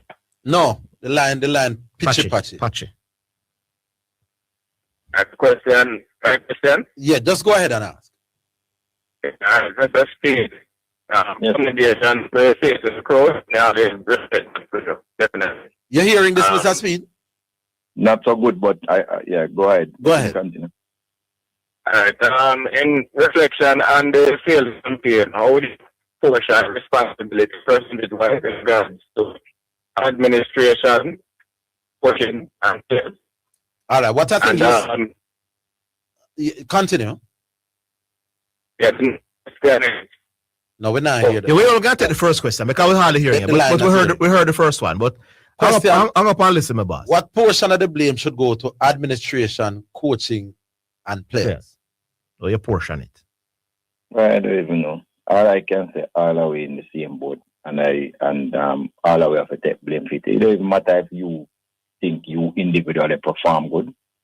It's just, to me, it's a collective responsibility that all of us have to take blame for it. But the other part that a lot of people not looking at, after we should have probably gone through, in the first phase. The second phase was always going to be harder because of the quality of the teams compared to, because remember, we were playing against teams that were lower ranked than us in the first phase. Yes. In the second phase, that wasn't the case. We were playing against a team who was higher ranked than us, battle hardened. I think, as a matter of fact, this is their golden generation. They have never had a generation of players as good as the ones that they have now, as far as I know, in their history. So this is their golden generation. And people have to remember, too, that they also have 116 million people to choose from. There's no easy feat to defeat them. Mr. Speid, from the template has been going back to 98 to bring in English-based players at varying stages of the campaign. That, for the large part, has not worked, especially when they are being brought in at Hasn't the worked 9 for hour. us. Hasn't worked for us. But it has worked for Curacao. Yeah. And it's a fact. What you're saying, it doesn't work for us, is a fact. It's true. But it has worked for Curacao. Suriname almost made it too. They were leading until the latter part of the game. That's what they have done. It almost worked for them. All right. The fact that it has not worked for us since 98. It worked for France. That's how they win the World Cup. France. Yeah. All right. So we're talking about in our case. Why hasn't it worked? Going back 20, maybe 6, maybe 7 or 8 different campaigns now. And should we continue with that model? I don't know if you can single out, say, is English-based players. You're going to see, a better word is to use heritage player, because it's not just heritage. Right. So, and I'm talking about the tendency to get them in the dying stages. Personally, I don't mind when the players come in and get seasoned, play like a year or two together. But one of the issues I have is it must be difficult to assemble a squad where players are not accustomed to each other and then thrown into World Cup qualifying games. Yes, it is. But at the same time, you have to ask yourself the question, is the player quality? What is the player quality? Because quality player make life easier, True. Because and then you have to ask if the player at a lower level with less experience will be able to do it either. So remember, when we qualified in 98, which people use as a reference point, we were training like, I remember we played like 50-yard match 1 year. I remember. Game. Yeah, we were that's training. Important. All right, so we're back. We go back online. Hello. Not yet. So the question about whether or not the so-called heritage player model works. A model sometimes won't work if it's not well implemented and it's not effectively managed. And the JFF does not have a very structured recruiting process. It's very haphazard. And even when players decide to commit to Jamaica, the naturalization process takes forever. And in fact, you hear Mason Clark and you hear Andre Brooks talk about that. Andre Brooks, it took him 2 years. That's just Andre Brooks. I've been talking about some players who I thought were going to come in last year before qualification, still ain't got their papers yet. And all of a sudden, Rudolph come involved and players are getting their papers quicker, which is interesting. So it's a more holistic answer need to be provided.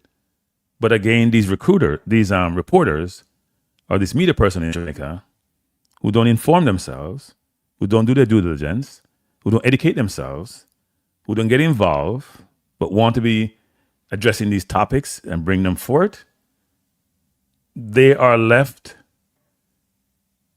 in a certain situation whereby they can't articulate themselves well to really get to the root cause of some of these things.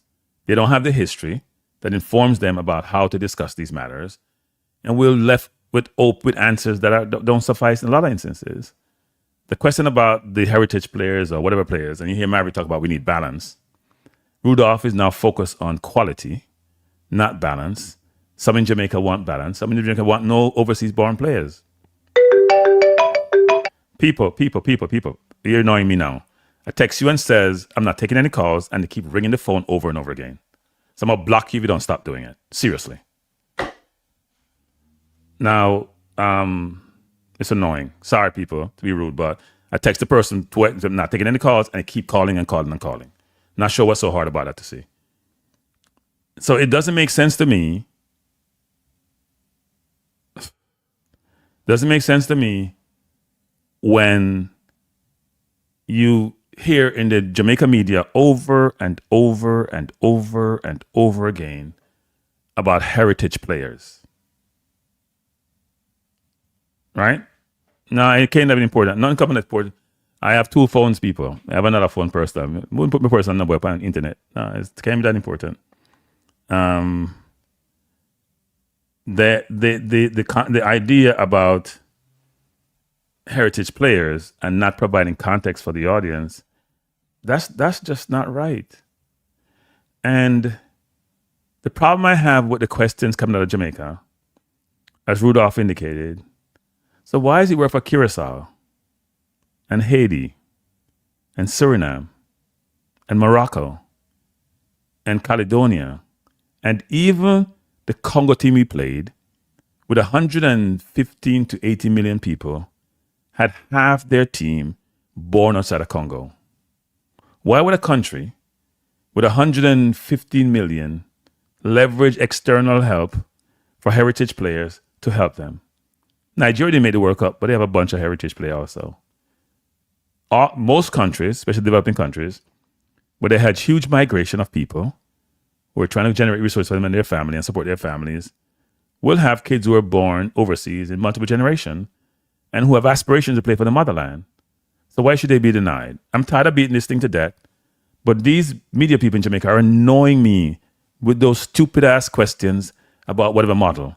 And assholes like Roy Simpson, who like to come and talk his crap about it doesn't work, like we forget heritage players, and the JFF allow him to function. I have no idea why the heritage players don't say, you know what, we'll take a break. Why don't we do this, Jamaica? Satisfy the Arville of the world and satisfy the Royston of the world. Let's go ahead and just use locally born players for a while for the whole next year. Heritage players, take a break, give Jamaica a break, because you guys got to fly 10 hours to come here, you get tired sometime, right? Takes a what thing, and you don't be with your family. Let the locally born players go play. The same ones who go play against Trinidad, the local Trinidad team and can't beat them and struggle to beat them. The same one who barely beat a Martinique, who barely beat a Grenada. The same one them. Because they're only going to beat Caribbean teams. They ain't beating nobody else. The question should be, why is football so underdeveloped in Jamaica? What has JFF done to materially change the direction of travel? Except telling us about the under 17 and under 20 teams. Why is it for all these years since the last World Cup, the football has not evolved better? How many players have we exported, apart from what come from Toxic Boss, the 2, that have gone on to play at the highest level? Where are the Ricardo Fullers and the Peter Sheltons and the Baby Gardners? Where are they? Are we regressing? We can't even get people in MLS, much less in the higher leagues in the world. Is it true that we're talking about? Where's what we're talking about now? Talking about heritage players. All right, so call now, people, 676-6968. Mr. Speid, it has been attributed to you that you have said that. What did you say about talent and 10% and making and being successful in football? Because I've heard people criticizing you without hearing what your actual statement was. I will say that talent is common. There's a lot of it all about the place. But for you to get success with that talent, the talent only make up 10%. You have to do whole heap of other things to get success. And there's other things that don't even depend on you any at all. So and that is why I said talent is 10%. Now, people might want to go against what I said, but maybe they don't know the facts. So what are the 90% things that are as important or more important than talent? So every talent, as I say, is common. It's almost everywhere. In Jamaica, it's like rice. It's like rice grain. Yeah, but what a level of talent, though, but remember, Mr. Speid, you have to actually get a coach who can start to nurture the talent from a young age. right? You have to actually start participate in the sports that you want to excel in. Then you even have to have people who can transition you from amateur to professional status. Because you have a lot of players who have talent and can transfer from that amateur setting to a professional. So now they even have transition coaches. So there's a whole heap of things that going into make your talent get success. Let me tell you what. The talent is one thing in play, but it's about success, a different thing. Yeah. Let me tell you what Jonah Bennett, who is a cricket coach, regularly says to his players. So I kind of half understand what he's saying. He always says, talent is not a passport to success. That's his mantra daily. That to get to the top require more than just talent. That's a year. You said you half understand. Yeah, because I believe talent is the most important ingredient. Yeah, well, more than 10% for sure. But so I'll give it a little bit more than 10. But not a little bit. I didn't hear what was said, and now that it is explained, I think I understand. But make we go back now, Miss B. Oh, the phone I get trouble. Yeah, it appears so. It's just ringing.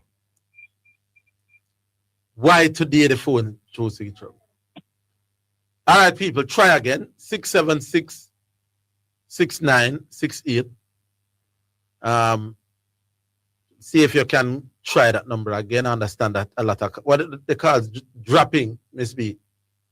Somebody call that line and then text me. All right, Mr. Speid, let me ask you this. Since you did so well, in terms of how the team looked, and there was definitely a period of play that it looked like Jamaica was Congo, ranked higher than Congo. Do you now fully take the licks for not getting rid of Steve McLaren after the Gold Cup and inserting yourself, or put your hand up and say, listen, give me the work now, Jamaica, let me get this easy job done, this soup. I cannot fire him.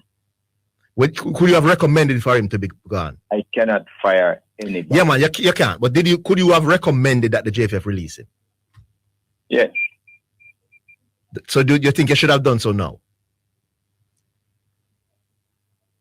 I do not want to tell you what I did. You don't want to tell the nation what you did regarding McLaren? So, like, Speid answer the question. This is still, you know. But I don't know what happened to the phones. But because you're a director now, you can't really say certain things, which is understandable. Because you're a part of the JFF, actually. Well, I mean... yeah, but you're a part of the board, so you can't just come down on the board too hard. You know, me understand it. It's understandable. Yeah, you work with them, so it's understandable, definitely. We're having a problem with the line. 676-6968. What is happening, Ms. B? The calls are being dropped? Because I want the listeners who are asking better questions than the hosts to get through it. Yes. Yeah, Gavi, we have a problem with Mr. Speid 10%. I'll tell you what, people. Text through your answers. For those of you who have a text line, text the text line. We ask the answers. We'll ask the questions via text. So text in 8280925. Those who have my personal numbers, text me if the line I get trouble. Here's one that has come through. Ask Speid if he has a pro license, and 2, if he's involved as a candidate for the job, will he get biased treatment by his friends and subordinates? I'm not sure what that means. What's your answer to that, Mr. Speid? No, I don't have a pro license. I did the first branch of my pro license training. I just wanted to tell you that the same coach that teach at Teta, Henry, the same coach carrying me through my pro license. I just want to tell all of you that. Oh, because I heard somebody saying that he's not qualified to. I didn't understand that. So I heard somebody on a radio program saying you weren't qualified to coach a national team. No, that's not true. I am the most qualified local coach ever to coach a national. No, there has never been a local coach who is as qualified as I have. That's not true. That is not true. Why do I say that's not true? Your qualification, people, is not just about your academic classroom accomplishment. Now, there's a difference between a national team and a local team. He's won with Cavaliers a number of times, the JPL. He has an A license. But Tapa coached a national team for double-digit years. That's international experience. How can you say you're more qualified because you don't have international experience? So can you be the most qualified person to coach a national team? You may say at the inception, before the job was given the requirements, before somebody got there, but Tapa is the most qualified national coach. That's not debatable. I'm sorry.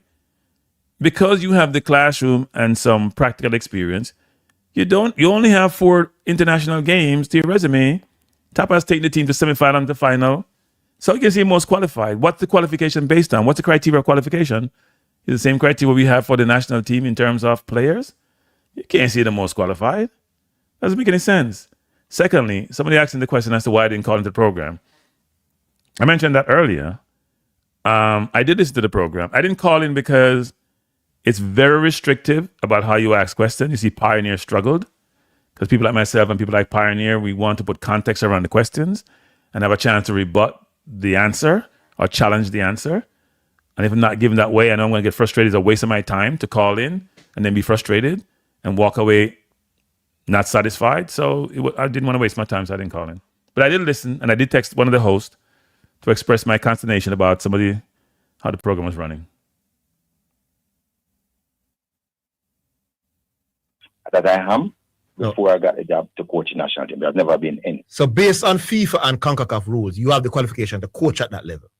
Yes, the person line in 2030, you will have to have a pro license to coach. Oh, not no. National level. Yes. Okay, wonderful. So I am more than qualified. All right, good. And we understand the line is back up, Miss Marian. Let's try it. In the meantime, keep the questions coming on the WhatsApp page.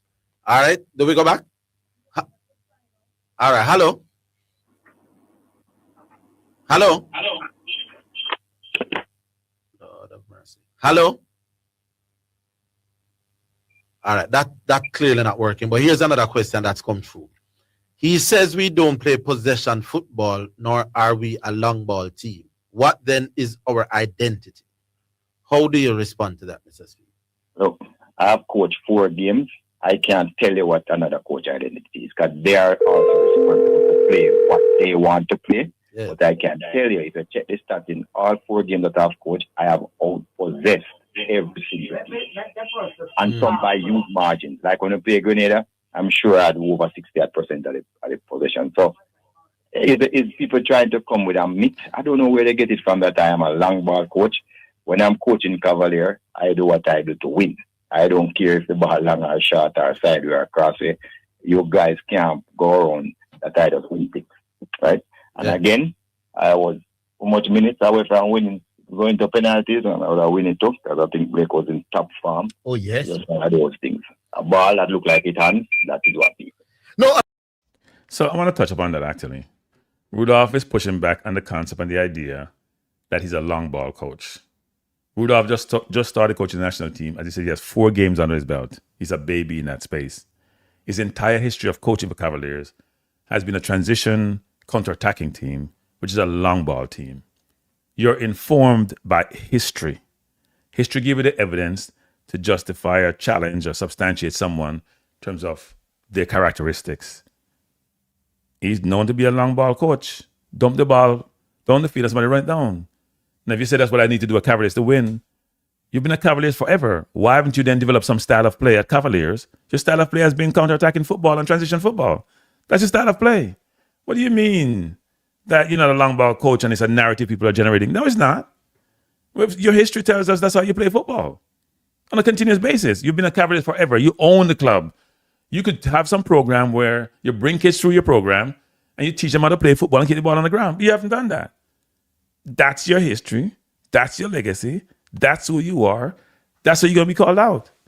So if you're pushing back on people saying they're giving this false narrative, no, it's not. That is you. Now, you just mentioned the national team and how you play. Yeah. Is that you, though? Or is that the team and the quality of the opponent? Because sometimes possession is not based on how the coach wants to play. Because every coach to me that I know in football, except maybe Rudolph in some respects, want to have the ball. Okay, if you have the ball, the team can't score. So the 3 games you play were inferior opponents, so you should have better stats. You play a team that's more superior to you, but they also are a transition team, and so they allow you to have the ball versus pressing us. Not rocket science. As I made mention of that, though, it's not conclusive. But what about the near post? What's your thoughts on that? You thought there was a major error by the guy at the front post not to head that ball clear? 2-man go up and miss the header. No, well, one of them not missed. One of them, the deflection of the first defender touch it, you know. Yeah, barely touch it. Mm-hmm. So it threw off the second one. Yeah, fair enough. It just dropped. Remember, we get more corners, but we're not getting a look. Yeah, it's true.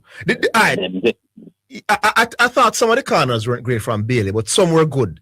You thought the setup inside the box, because some of them was really good at the far post. You think the setup was good enough in the 18-yard box for you during the corners? What Arsenal don't score out of those set plays, like hours of practice, you know, which we just never have. It's true. It's hours true. And hours. It's true. We tried, but we just never. Yeah, you tried, but it was not enough time because. Okay, so I'm gonna say this. I'm gonna spend a lot of time on this. I mentioned this the last time I spoke about this, which is I can't forget when I watched Hogrimson at a practice in Texas, and they work on these things during the practice, even throwing down the opponent's half. That's how they scored the goal against the US. I mentioned this numerous times. So you can work on them. Do you have time to work on everything? No, but I thought the corners, the setup in the box was not good.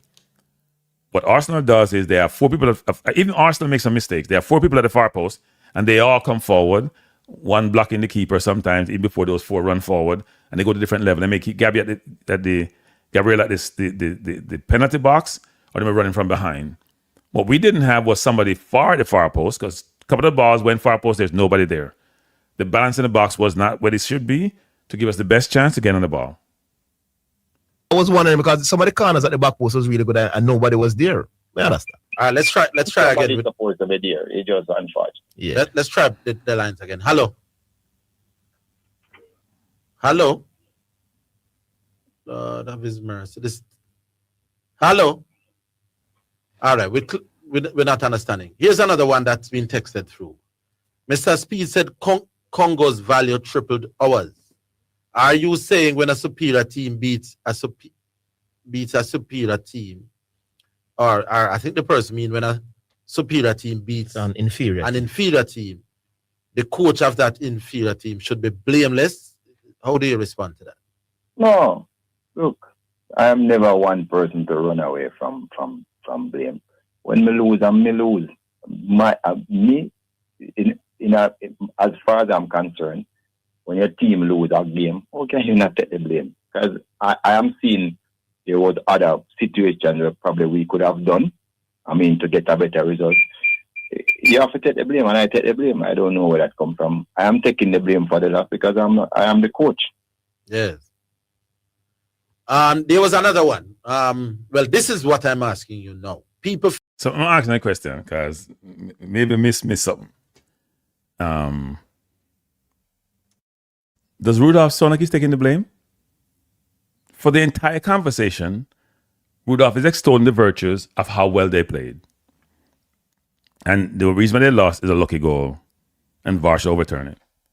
Where is their accountability and responsibility for, I own this, it's me, and most of the burden should fall on me? We don't see none of that.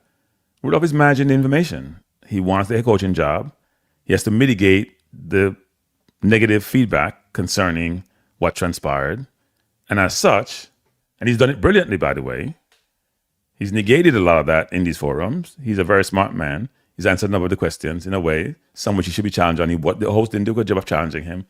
But come on, Rudolph, you're not taking the full responsibility and accountability for us not making the World Cup. And the one game that we lost is a symptom of a much larger issue as to how we are here and why we're having these challenging, difficult conversations. By the way, people, it's 241 of you who are in the chat.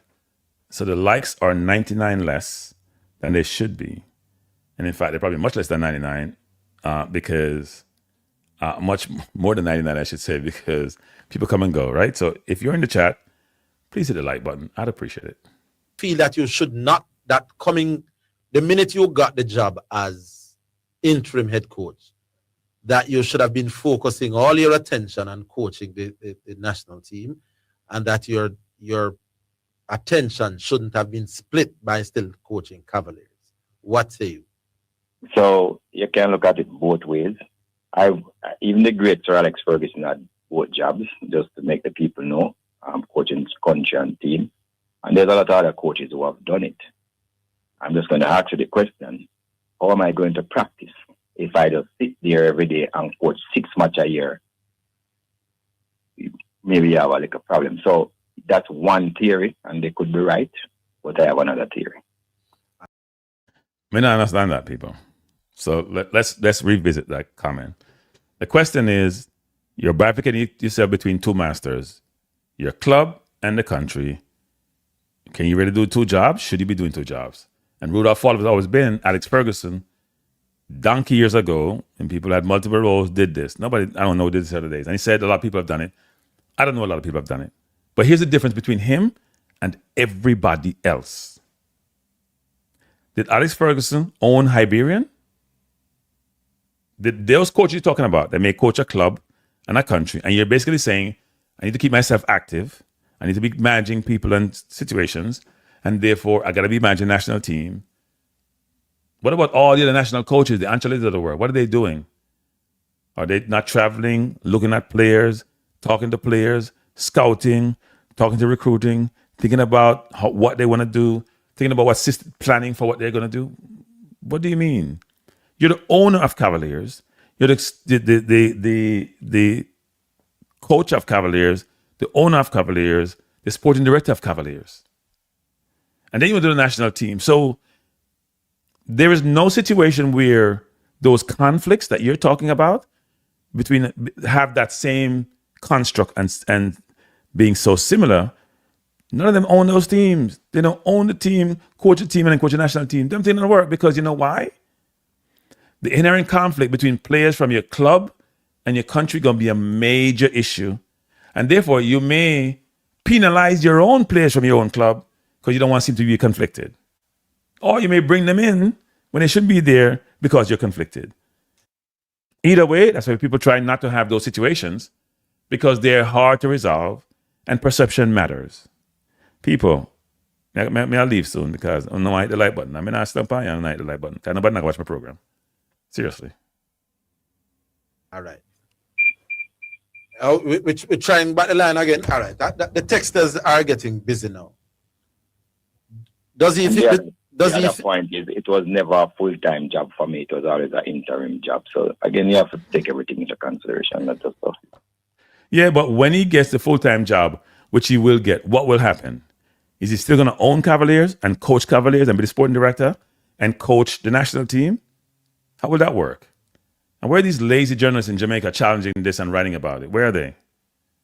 Are they going to say, you know what? The conflict doesn't matter. He's going to do the right thing. In today's world, we don't trust. We just verify. We don't trust. Does he think the JFF should open up the coaching job until after the World Cup, after which there should be open interviews and the best candidate based on salary and qualification is chosen without prejudice and bias? And that is what happened all the time. Hello. Good afternoon, over again. Zidane. George. Good afternoon, George. Good afternoon, Coach. You're hearing him, Mr. Speid. So now we are here the callers. I would hear Mr. Speid on the same line. Yeah, good afternoon. Yeah. Oh. Yeah, George. Good afternoon. I have 2 questions. The first question, if you had gotten the team after the Gold Cup for the first phase of the qualifiers, do you think you would have gotten the job done?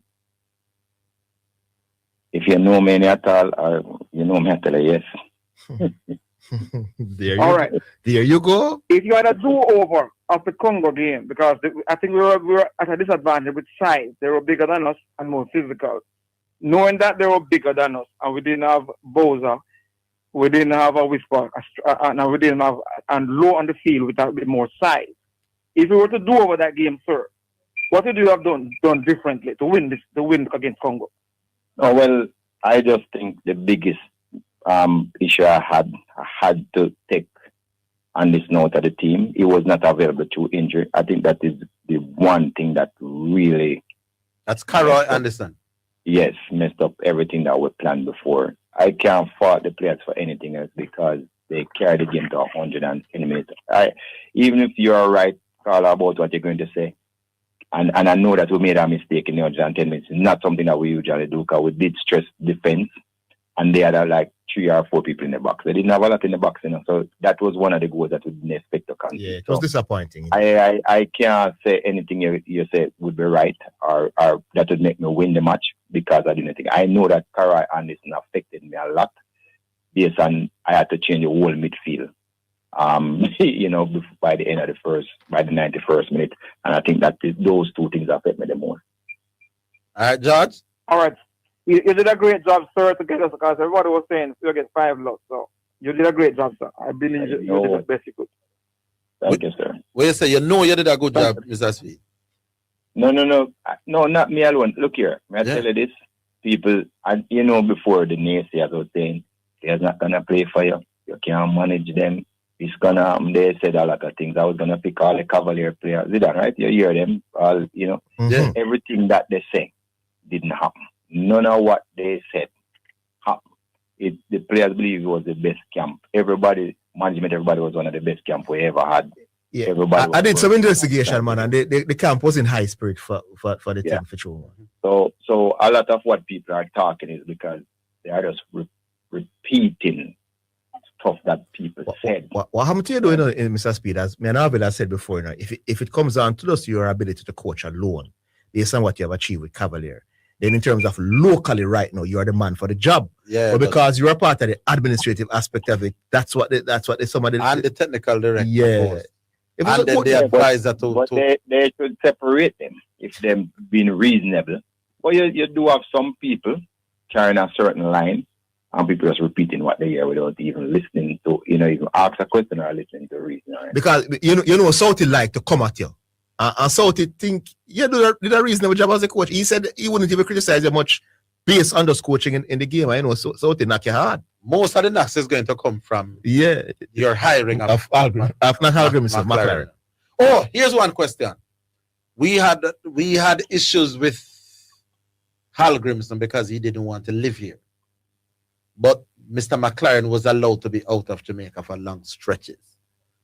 How do you plead? Well, that we didn't like that either. We didn't like that about car in a garage. Where are these reporters from? Are they from Mars? Didn't we go with this like 101 times before? With these questions in different forums? Don't they go to any of the press conferences? They don't have any of the conversation? Did we talk about how Grimson didn't want to be here and he left? And they put it in McLaren's contract and he still didn't want to be here? Didn't we talk about this like 101 times before? That's why Rudolph probably get upset with these people because they keep replaying the same nonsense. That is not being driven. It's better than one that drive every day. You're not sure. And that's where the uncertainty come in. So, yes, you saw those players play week in and week out. And that was one of the criteria they made it. I think I messed up people. Wait, hold up. We go back to the beginning. Damn. What did I do? I got to go find it. A ball. Anyway, we're trying to build through the... Wait, hold up. The talent is one thing, play. I think I messed up people. Like when you play Grenada, I'm sure I had over 68% of the possession. So, is people trying to come with a mix? No, first question, if you had gotten the team after the Gold Cup for the first phase of the qualifiers, do you think you would have gotten the job done? If you know me at all, if you had a do-over out of the team, he was not available to injury. I think that is the one thing. I know that Karai Anderson affected me a lot. Yes, and we went over this already, but we're going to play from here to go forward. By the end of by the 91st minute, and I think that those 2 things affect me the most. All right, George. All right, you did a great job, sir, to get us, because everybody was saying you'll get 5 lots. So you did a great job, sir. I believe you did the best you could. Thank you, sir. Well, you say you did a good job, Mr. Speid. No, not me alone. Look here, may I tell you this? People, before the naysayers were saying they're not gonna play for you. You can't manage them. It's gonna. They said a lot of things. I was gonna pick all the Cavalier players. Is that right? You hear them? All everything that they say didn't happen. None of what they said happened. The players believe it was the best camp. Everybody was one of the best camp we ever had. Yeah, I did some investigation, man, and the camp was in high spirit for the team for sure. So a lot of what people are talking is because they are just repeating stuff that people said. What happened to you doing in Mr. Speid, as me and Arvil has said before, you know, if it comes down to just your ability to coach alone, based on what you have achieved with Cavalier, then in terms of locally right now, you are the man for the job. Yeah, but because you are part of the administrative aspect of it, that's what somebody and the technical director. Yeah. And then the advisor but they should separate them if they've been reasonable.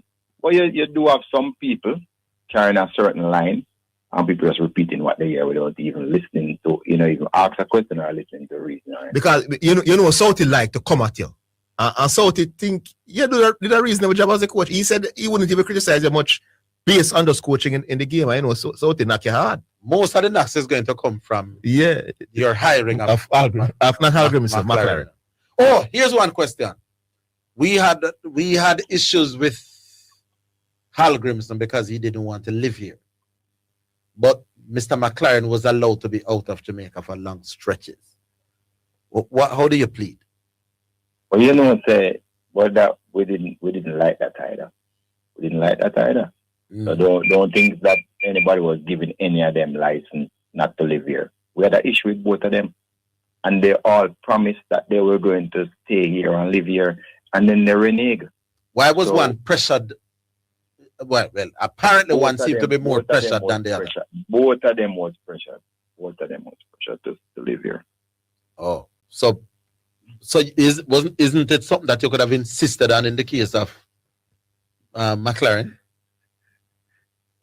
Were we as tough on insisting that McLaren stayed here as we were on Hal Grimson? I think we were tough with both. of them, but eventually both of them decided not to in under no circumstances. Is that enough to fire them? I don't know. There's a saying that Jamaicans can't play team sports. Give us track and field. Give us boxing and them something. That we will never be a world factor in any team sport. What's your take on that? I don't think so, any at all. That's not true. The problem that we had before was that we did not have the requisite coach to nurture the talent to bring it to a certain level before, because the best we had was like a C license coach. A C license coach is for grassroots, right? And corner league and business house and church league. That's the coaches that we used to have coaching national teams, and coaching elite youth and coaching Premier League and Women's Premier League and Tier 2 Super League. That's the type of coach we had before coaching those players. So that to me was our biggest problem. I still have players come from the old school tell me, say, I am not running back. And I say, what you mean by you're not running back to defend them? Say, but my coach, I'm not to run back. My coach must stay up and score goals. So just even basic things like those. So once the coaching starts to improve, that is why you see an under 17 team coached by a local coach, Mr. Donzel, who got his A license last year, is able to match up against a Canadian team with a top coach and out-coach him and beat him. Because now you don't have no tricks or we don't know. We know too. That is why the under-20 team was so devastating. You have never seen an under-20 team play like that in a Jamaica history. That's a player that come to a coaching school too. That's a difference. That is why we were able to stand up to DR Congo with a local coach, because no, we don't know. You might know a little bit more, but we know what to do for counter. Rudolph, you can't have it both ways, You can't complain about you don't have time for work on set piece, because you don't have time. But you take all the credit because you perform okay against DR Congo. So you were brilliant in getting the team to play well against DR Congo. What did you do that was so brilliant, but you couldn't get set pieces right? I mean, I understand. If you had a short window, no time before the first game, about 4 days before the second game, and you can train for some days, then what was it so brilliant that you did in such a short period that resonated with the team to do so, quote unquote, well against DR Congo, but you couldn't get set pieces right? I don't understand. So I think Rudolph minimize the deficiencies, emphasize and overemphasize the positives. There is no balance. I thought we wanted balance in all of this thing. Aren't we all about balance? No matter how you're good. And that's the most significant thing in a Jamaican football, because coaching education step up. If Rudolph Speid is interviewed for the job and gets the job in a few weeks or a few months, whenever that process is, we understand that you would take the job. That I've seen it in the papers this morning that you are open to that idea. Are you open to having the same support staff, or is that something that the support staff was magnificent? I mean, I can single him out. Coley was, with his experience, was good. Michael Nelson, he's really good, and he has that experience from the professional life. Spirit is someone that have a whole knowledge. He's just very knowledgeable about football. I mean, ask Spirit anything. I have an opinion, him understand the game. And then with Kyle Chin. So one of the things that I think we should all be happy about is that we just use pure Jamaicans, you know, on the technical staff for this one. I mean, it's a good look for us to be able to compete at that level using, you know, our local people. Everybody was local. Dr. Fid, every single person, Lamar Morgan, all of those people was on top of the game. And there was no drop in quality. Rudolph, we didn't win. People, let me just say this. I did congratulate Rudolph. They didn't embarrass us. I did say I'm proud of how they played because they didn't lose. But let's only when you win you talk like this to people. I'm sorry. You have to let the plaudits come to you if the plaudits are so deserved. We didn't win. We didn't make the World Cup. I have no problem with organizations and countries using people who are local, so long as they're qualified. Are they qualified? And this concept that only local coaches should be coached for these national teams, and then say, I have the best qualification, that means then you by default going to be the coach. And the question is, Rudolph, did you set this up? Did you set it up to just have local coaches, knowing by qualifications and criteria, since you don't rate Whitmore as a coach, or because you won't bring him in again, because you're saying you're most highly qualified, do you set up in a way in which you then become by default the national coach? And then they have no choice. And then you can say, I played 4 games, I won 3, and the one I shouldn't have won, I didn't win, but I performed really well. And most people say I performed well, and therefore, by default, I have to be the national coach, because we go in local. We go in local first with the coaches. I assume we're going to go local next with the players, because we just gone local with the coaches. We're not going for the best qualified candidate. We go in local, which is a very small pool. When Rudolph say, I'm the best qualified person in Jamaica for coaching, what's the competition? What is the competition? That's the question you're going to ask yourself, you know. What's the competition for the role if you're going to go local? Do you have the vote? This is not Spain, which have the most coaches per capita, pro-like coaches in the world, across all the various coaching licenses level. Spain by far outstripped every country in the world. So it's not like you're in Spain, yet Spain went for somebody who coached their junior team to coach the national team because they have confidence in those coaches and they have competition and they know what the quality looks like. Do we even have that perspective? Do we know what quality looks like from a coaching standpoint to then say the best coach on the island who has never won a game against a CONCACAF team when they lead the Caribbean should be the national coach? Really? If that's the way we're going, that's the way we're going. But, I mean, these questions need to be asked. And unfortunately, the host, or the hostess is what we want to call them, they ain't pushing them questions. From what I used to observe, as a matter of fact, it probably, you know, before with other coaches here, there's no drop in quality in terms of the preparation or anything. So I think it's probably, you know. So I don't believe that we can't play as a team. I just think we have to point in a direction. So, again, now, a Jamaican team in all our games would have played possession, tried to play like a real team or a real team look. Yeah. I think we were able to achieve that. So, all of these animosity and talk of all of these things, I don't know where they're coming from. They're not genuine. And that's where I am. Okay. All right, let's try again, Miss B. I'm sorry, Rudolph. Come on, Rudolph. Give me a head of you. There's no narrative. These are things which we've been going over and over in different iterations. Come on. We failed to make the World Cup in the soup zone.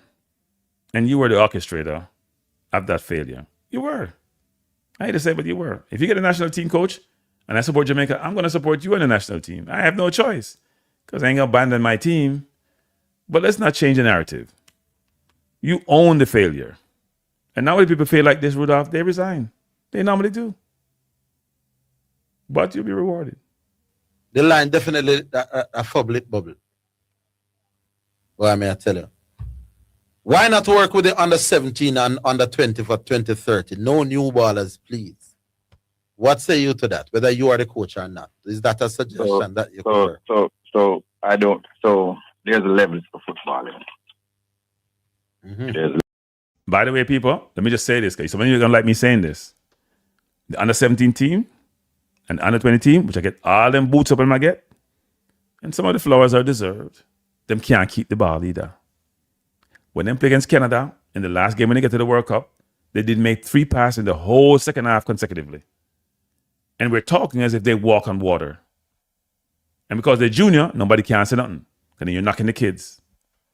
We'll see where it goes from here. Let's see if the under 20 don't get any new recruits. You know what? I don't want to get no new recruits. I know some new recruits supposed to be coming in.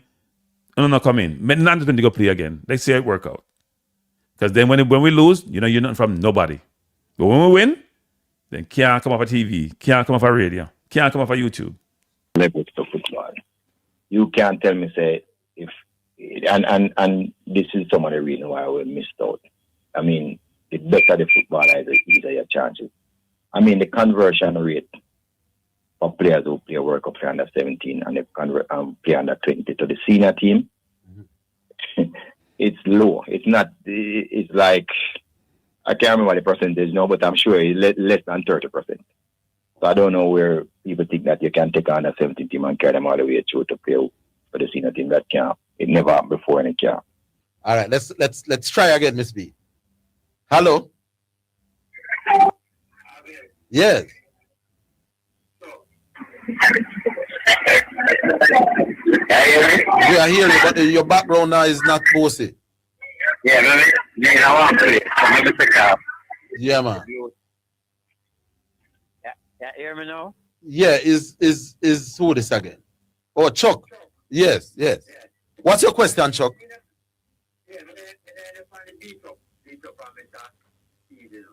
Chuck, what's your question? All right, Yes, sir. in order for us to qualify, this one done and gone, we will have to look at 2030. We need a coach, but we also need the JFS to be in a financial position that we can have our money where we can, as you always said, we can't pay no good coach. But we want to give a coach when I say, where they look above McLaren and maybe Alvin. How can the JFS, is there any plan that the JFS can get some money in the kitty that when you go look a man, we get a man that not just assist the national team, but the other 8 group teams coming right down to 2030. So football is expensive. Football is an expensive sport. Of course, we have 11 national teams. Only one earn money. None of the rest don't earn the money, you know. So I mean, and I mean, even the other last a couple years ago, Canada declared bankruptcy, you know, the FA, you know. That's Canada, you know. So I mean, I asked the senior team player to travel the economy. No, I'm just saying. Chuck. Question. This is the last point. No, we don't want to make points, get, man. It's question, man. Last question. Yeah. Is there a plan to involve us, the fans, to help? Okay. Sir, speak. Look, one of the ways fans can help is when we have a match at the stadium and we have play against anybody, after just full up the stadium and we could make some money. So I don't know if you're talking about like the fans handout, you know, that's not going to happen. We prefer talk. But one of the basic things could be just full up the stadium when we are playing and support the team like what other countries do, you know. Even when the under 20s playing and those other teams, the women team. Now we have a 2 women game coming up now. Who is going to go? Tell me. We're not going to support it. We're just going to talk. So these are some of the issues that we have as a Jamaican because the people just don't support us. And when Messi was coming, they all come. I mean, right? Yeah. When we were at the verge of qualifying the full team, those are the 2 biggest events we have ever had. Can we have that every match? Right. We are afraid to keep matching in Jamaica because we're going to lose our shirt, you know. We lose our shirt if we keep our match in Jamaica.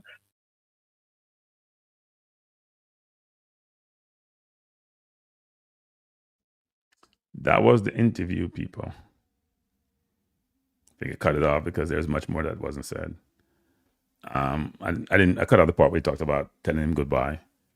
So at the end of the day, that was the interview. You heard it. You heard everything that Rudolph said. Apparently, Rudolph is in contention to be the national coach. And apparently, based on his perspective, I've been the most qualified personnel. I have a 75% winning record because he's won 3 or 4 games and lost against a better team. So therefore, the loss should even count against his record. The fact that his team kept possession, the fact that he had one of the best camps ever for the team. So he has a number of factors that he can state, which put him in good standing to assume the role, especially since, this is the kicker, Jamaica is going local with all his coaches. Now, it's local because the coaches believe that they have achieved something in terms of just getting the academic qualification, and he's working on his pro license. What's their experience that they have had outside of Jamaica to inform us that they should be ready for these roles? How many of these coaches have won anything outside Jamaica? Anything outside Jamaica? Well, I shouldn't say. I say outside the Caribbean, not Jamaica, because they're going to point to the Caribbean. And I've always said the Caribbean is not the competition. It's just not. We dominate in the Caribbean, at least in English-speaking Caribbean, for the longest. But when we go outside the Caribbean in CONCACAF to play against Latin America and non-American teams, it doesn't show up. What did Mount Pleasant do the other day against Los Angeles, a middle of the pack MLS team? What did Cavaliers do against Cincinnati and Inter Miami? We haven't scored a goal as a country in any of those club competition. Just imagine this. We haven't scored a goal. And it looked like scoring in one game played in Miami against Inter Miami previously, a very old team. So when we have these conversations, we talk about these things, we talk about experience and qualification, I'm not sure how we even judge this resume. And if you just go local, and there's a lot of countries don't have local coaches, right? Haiti doesn't have a local coach. Curacao doesn't have a local coach. The US doesn't have a local coach. Canada doesn't have a local coach. The teams that qualify for the World Cup from the playoff, Congo doesn't have a local coach. Iraq doesn't have a local coach. What are we talking about? I don't have anything against local coaches, but do they give you the best chance to win? And you have to consider all factors: experience, culture, money, but most importantly, their record, their winning record, and the ability to develop players. Because Rudolph needs to point to, this is what we're missing in this discussion. Point to the players that he has developed that has elevated to a very high level. Who are the players he has developed that are playing at a very high level? Because the judge of a coach, if you want to judge Arteta, for example, you can see the evolution of his players and their ability, even though they're pros, and some of them are seasoned pros.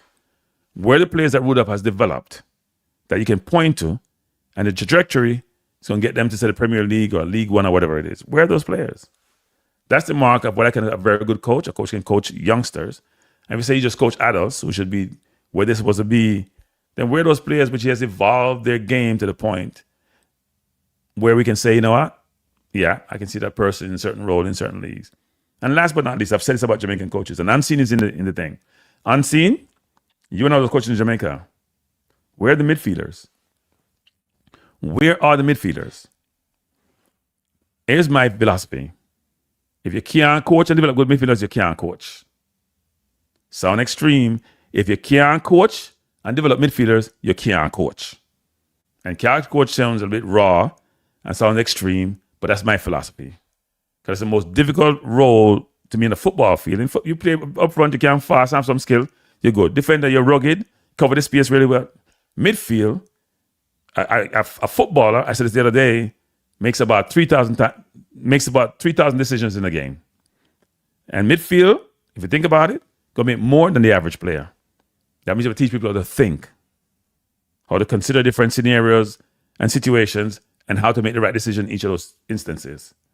So I don't see the midfielder. How many midfielders were on the field or had a chance to play when Jamaica played against Caledonia or against DR Congo who were locally born? Name them. How many midfielders in the team were locally born? Is Bobby Reed locally born? Is Palmer locally born? Is Kira locally born? Is Hayden locally born? Where are they? Where are those midfielders? Are we a bunch of wingers? Campbell is a winger from Jamaica. Cephas is a winger. Bailey is a winger. Hello. Where are the midfielders? We have defenders. Damian Lowe, King, Webster. Where are the midfielders? Which is where you see your true mark as a coach. tell me who the midfielders are. Okay, if you can't coach midfielders, you can't coach. That's me. Extreme, that's me. And we don't develop no midfielders. And it shows you that our coaching ability, that we're extolling the virtues of, that we're saying is so great, has not matured to do what it needs to do. And even when I look at the under 20 and the under 17, it's the same thing. I don't see the qualified midfielders who can dictate play, who can run the team, who can help us retain possession. Because possession, most of the game is played in the middle of the park, and that's why you need to retain possession. That's why you need to direct traffic. Doesn't happen. So when we have these conversations and we extol the virtues of how far we have come and what we have done, and then you look and see the car crash behind you because we can't get to the World Cup, and you look at the under 17, under 20 team, and they can't make 3 passes together, but they bully teams, and when they get to 19, 20, they can't do it anymore because you know what? You can't bully people anymore. Then we struggle. So the matriculation from the junior team to the senior team won't occur the way it's supposed to because we haven't taught them the technical aspect and the mental aspect of the game to allow them it to be sustainable and for them to produce at a high level. That is not difficult to see. It's a fact. Yeah, that's probably the case too. Well, I mean, in your midfield, you have to think, right? And that's why Spain is so good at football because they produce midfielders like is coming out. And that's why, and they have the most pro coaches, by the way, by far. And they produce the most midfielders by far at a world-class level or close to world-class level. I'm going to close the program down, people. But I'll say a couple of things before I go because I've been on more than 2 hours. I think I came on 8:20, so I've been on over 2 hours. And I appreciate each of you being here. We're in an interesting place as a country when it comes to football. Let me drink some water first because my little soliloquy, people. Jamaica is a very immature footballing country. The one thing that I pointed to when I saw the game coming up, a game to go to the World Cup, a game to come to the World Cup. The game in Jamaica was not on free TV. I find that amazing. I find that reprehensible. For all the people in Jamaica to run off their mouth and talk about diaspora player and this player and that player. For the game not to be on, when a game going to the World Cup, a friend of mine just came back from, well, she's not a friend. Somebody close to me just came back from Colombia. They were telling me down there that people eat, drink, sleep, football. Everywhere you go, there are people with football jersey, football memorabilia. It's just football, football, football, football. I'm like, that's not Jamaica. We're not even that way with track and field, much less. We're like them bandwagonists. The fact that the game wasn't on national TV and free TV is unbelievable. Seriously. Just think about it. Unbelievable. You can't even fathom that. And if we talk about football like it's in our DNA, it's not. It's not. And as I've said yesterday when I talked about this, the biggest issue with Jamaica and its football and the root cause of our problem is the electoral process. It's not a fair process. It's not an objective process. It's not a process that can give you the best people to run the JFF. And it cascades from there. So the same people doing the same thing, the same rules. All right, I'm going to take one call, people. But after this, and I don't lose this, we're done. Good night. We not talk long, people. Who's this? Hello, Mr. Kranky. Fisherman, we not talk long. 5 minutes and we're done. I shouldn't take any call. Good night. Good night. You have 5 minutes, Fisherman. First, you have 5 minutes. Yeah, this thing here, I listen about that you said, the football nation thing and football country. Okay. That is my thing when I always tell people, you know, because people have this notion like we're a football country. We're not a footballing country, sir. No, we're not a football country. We're a wagonist country when it comes on to football. Yep. We are a wagonist people. And it even, another in Jamaica alone. The Jamaican never migrate to go overseas. So there's a wagonist. They're man enough footballing. That is true. In fact, they may be worse, actually. They may be worse. Footballing people. We have this thing where we make it sound like we're this footballing nation, and when we don't qualify, it's like we burn down the place. Because we are not a footballing nation, we're a wagonist nation. When Simoes come here and when we start qualifier, no people never used to come out until when they on the verge of qualifier, see people come pack up in a stadium and some of them are faint and a drop down and all of them things there. Because they never used to it. They never come out. Fisherman, they thought they were in church. Yeah. And you want to see people if you have fun them and throw water upon them. A church in there. And all those things. Because they never used to it. They never used to come out when we out there in the sun. The real football soldier, you were there and go out there. So them come pack up and them drop down. And then now every year now people want to qualify like with this footballing nation. We are not enough footballing nation. And get it in the people if you get it in them head. We are not enough footballing nation. As far as me concerned too. I think we punches above our weight. Because not this time around. Not this time around. Normally, yes, especially when we went to the Nations League, but not this time around. Yeah. I'm talking about overall. I'm talking about especially in track and field. Yes, definitely. Yeah. I'm talking about football. Okay. So track and field. Football, I'm talking about. I think we're punching above our weight. Because if you check the footballing nation them in our space in the CONCACAF region, when you check El Salvador, Guatemala, Honduras, Costa Rica, those places are crazy footballing people. And how much World Cup most of those teams qualify for? How much in the Gold Cup what we have in our region? How much team win it? Otherwise from Mexico, United States, and Canada win it mostly one time. How much of this nation win it? And we talking about like we supposed to every time them thing they play, we're supposed to either go a final or win it. Like with this big footballing nation. We're no footballing nation. Bigger nation more than we. We support football more than we, not winning nothing, not even going to final. Most of them Central American team, they don't go to no final in the Gold Cup. We go to 2 final. Go to almost semi-final. Hey, Fisherman, you know what's funny from what you're saying? So I remember going to a game. It may have been myself, Minzy, and Omar went to a game at Giant Stadium when Jamaica was playing. They were playing Guatemala in a friendly. And let's say the stadium was sold out. Let's say there was 60,000. You find it hard to find 1,000 Jamaican in the stadium. It was all Guatemala. And wait, no. We have as much Jamaican in this region as that nation. So we get very emotional when World Cup time come around and we start we want to burn on the place because we're this great footballing nation and we should have qualified for almost every World Cup. Look, Japan. We and Japan go to World Cup the same time and Japan have beat England now. And what the side name? Croatia. And Croatia is coming from a footballing nation where they break off and form them own thing. We make it seems like we this big footballing nation, so every time World Cup come around, we must qualify. Cut out no foolishness. No, I mean, you make sense in a lot of it is truly a fact what you're saying in terms of we don't operate that way. We jump on the bandwagon when things are hot, and we jump off as soon as things start get chilly. And we not come back on until they get hot again, if it ever get hot. It's a fact. People, first thing, government not support when it come on to football, most sport in general in Jamaica.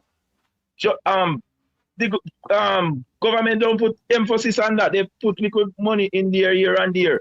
But it's not something that if them gonna put money in most things where them think is priority.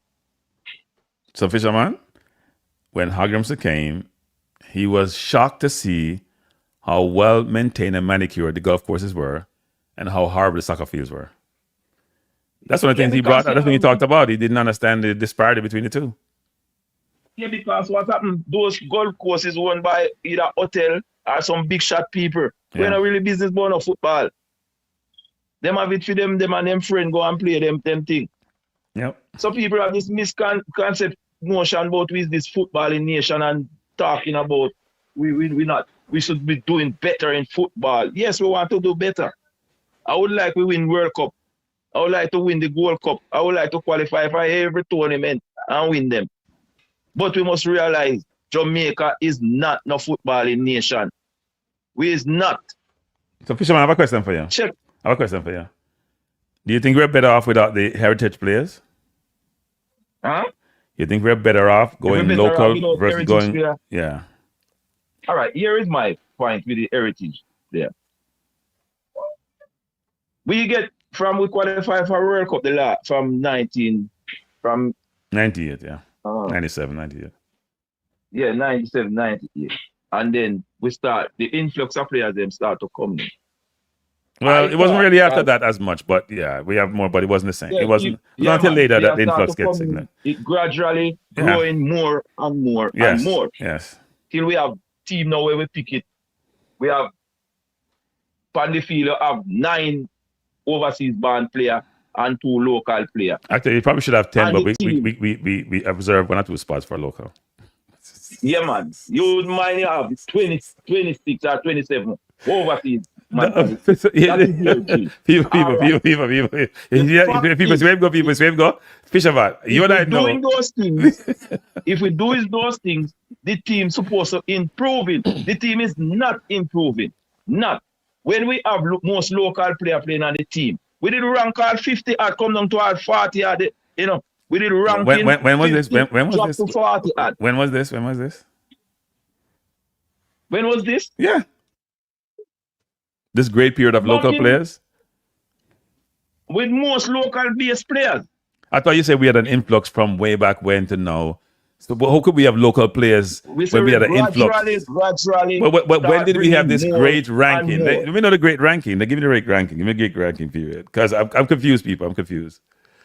We can't have a steady influx since 98, and then we're saying the team was mainly local, and that's why we were ranked high. Do you know in 98 we come in our World Cup time when we come down to our 30, we was 30 something in the world one at the time?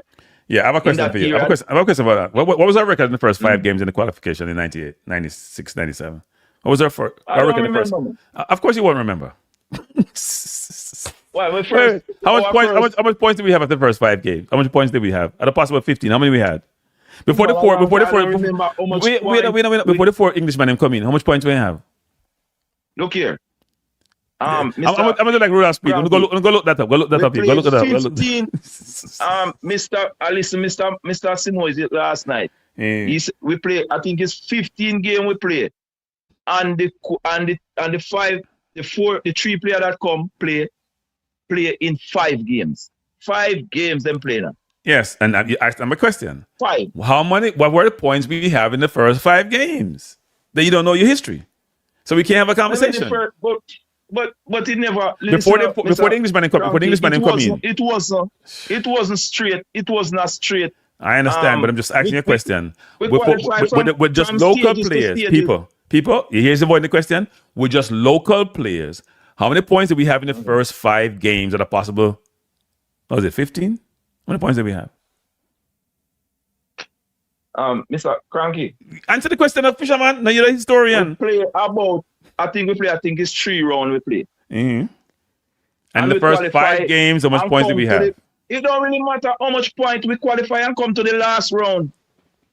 We qualify, come to the final round to qualify for the World Cup. So what's your point? I said before the Englishmen came in, how many points did we have in the first 5 games? You say how much points we have in the first round. Before the Englishmen come in, how much points we have? They come in the last round. Okay. I don't remember how much points we did have before them come. Right. You tell me how much points. No, I'm not gonna tell you. I do like Rudolph. So why you not tell me that? No. All I know, they come in the final round. When 5 games leave, them come. And them help us to qualify. And I didn't have a problem with them when them come. When them come, I go to the stadium in a training, sit down there and watching them, Okay. I didn't have a problem with them.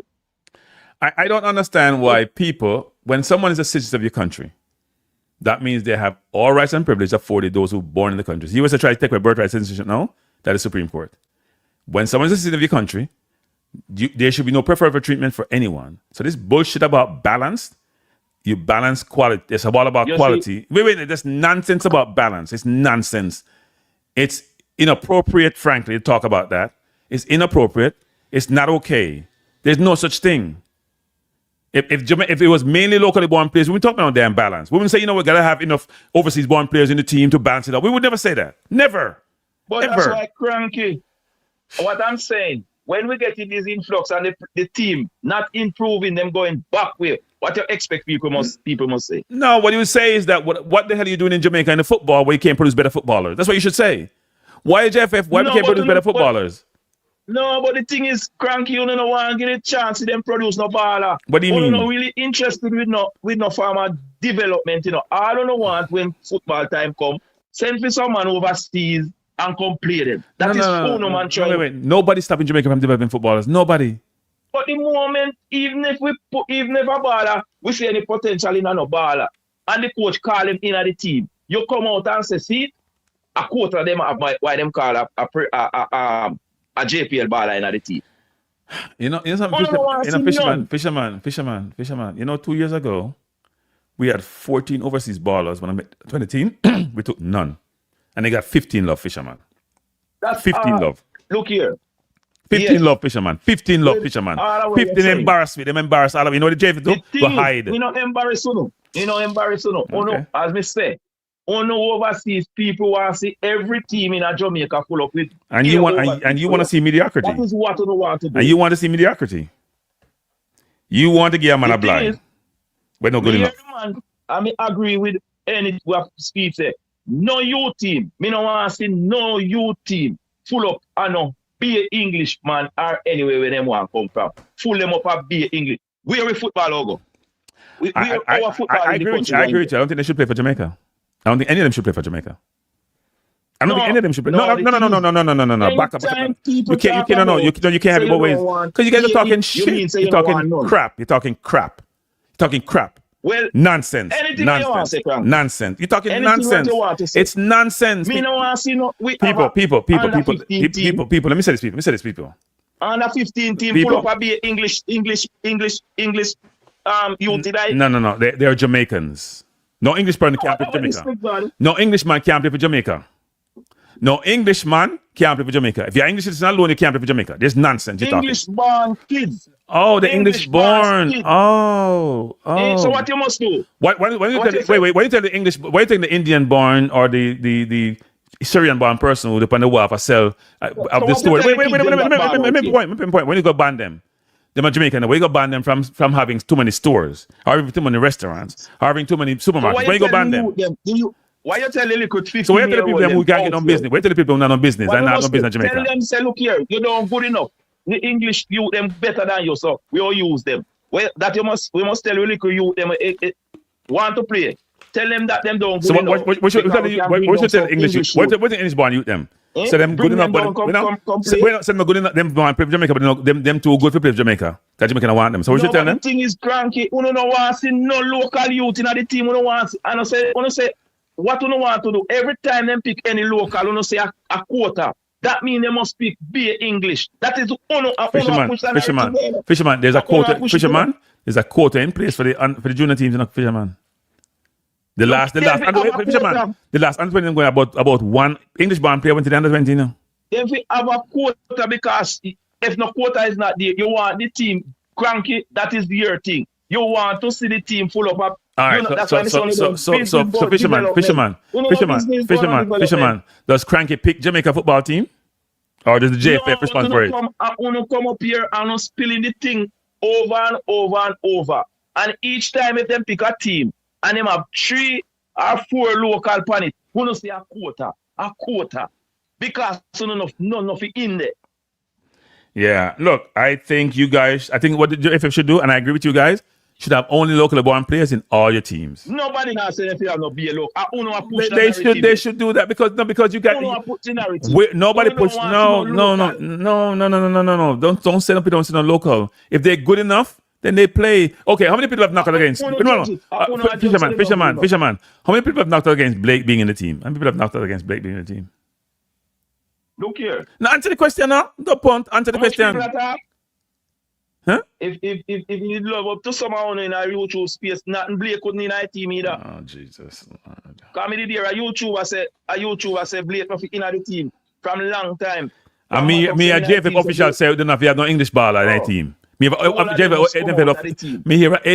the official from the JFF I said they don't want an Englishman in the team. Basically, that's what he's basically saying. You don't want an Englishman if you move away. You know, say you can't help yourself. You cannot help yourself when you come on to this local and overseas. You talk people, you're telling people, say, we out here. But you, every time we come and talk, sometimes we not talk, not about that, and you're gone in that region. Because you can't help yourself with it. You cannot help yourself when you come on to it because you just have it in your head, say, me remember when... Fisherman, he just came with an interview, Fisherman. He came with an interview, I didn't bring it up, it came up in an interview, right? It came with an interview. The question was asked by the host of Speed. That's why it came up, Richard man. What are you talking about me? Well, it came up in the interview.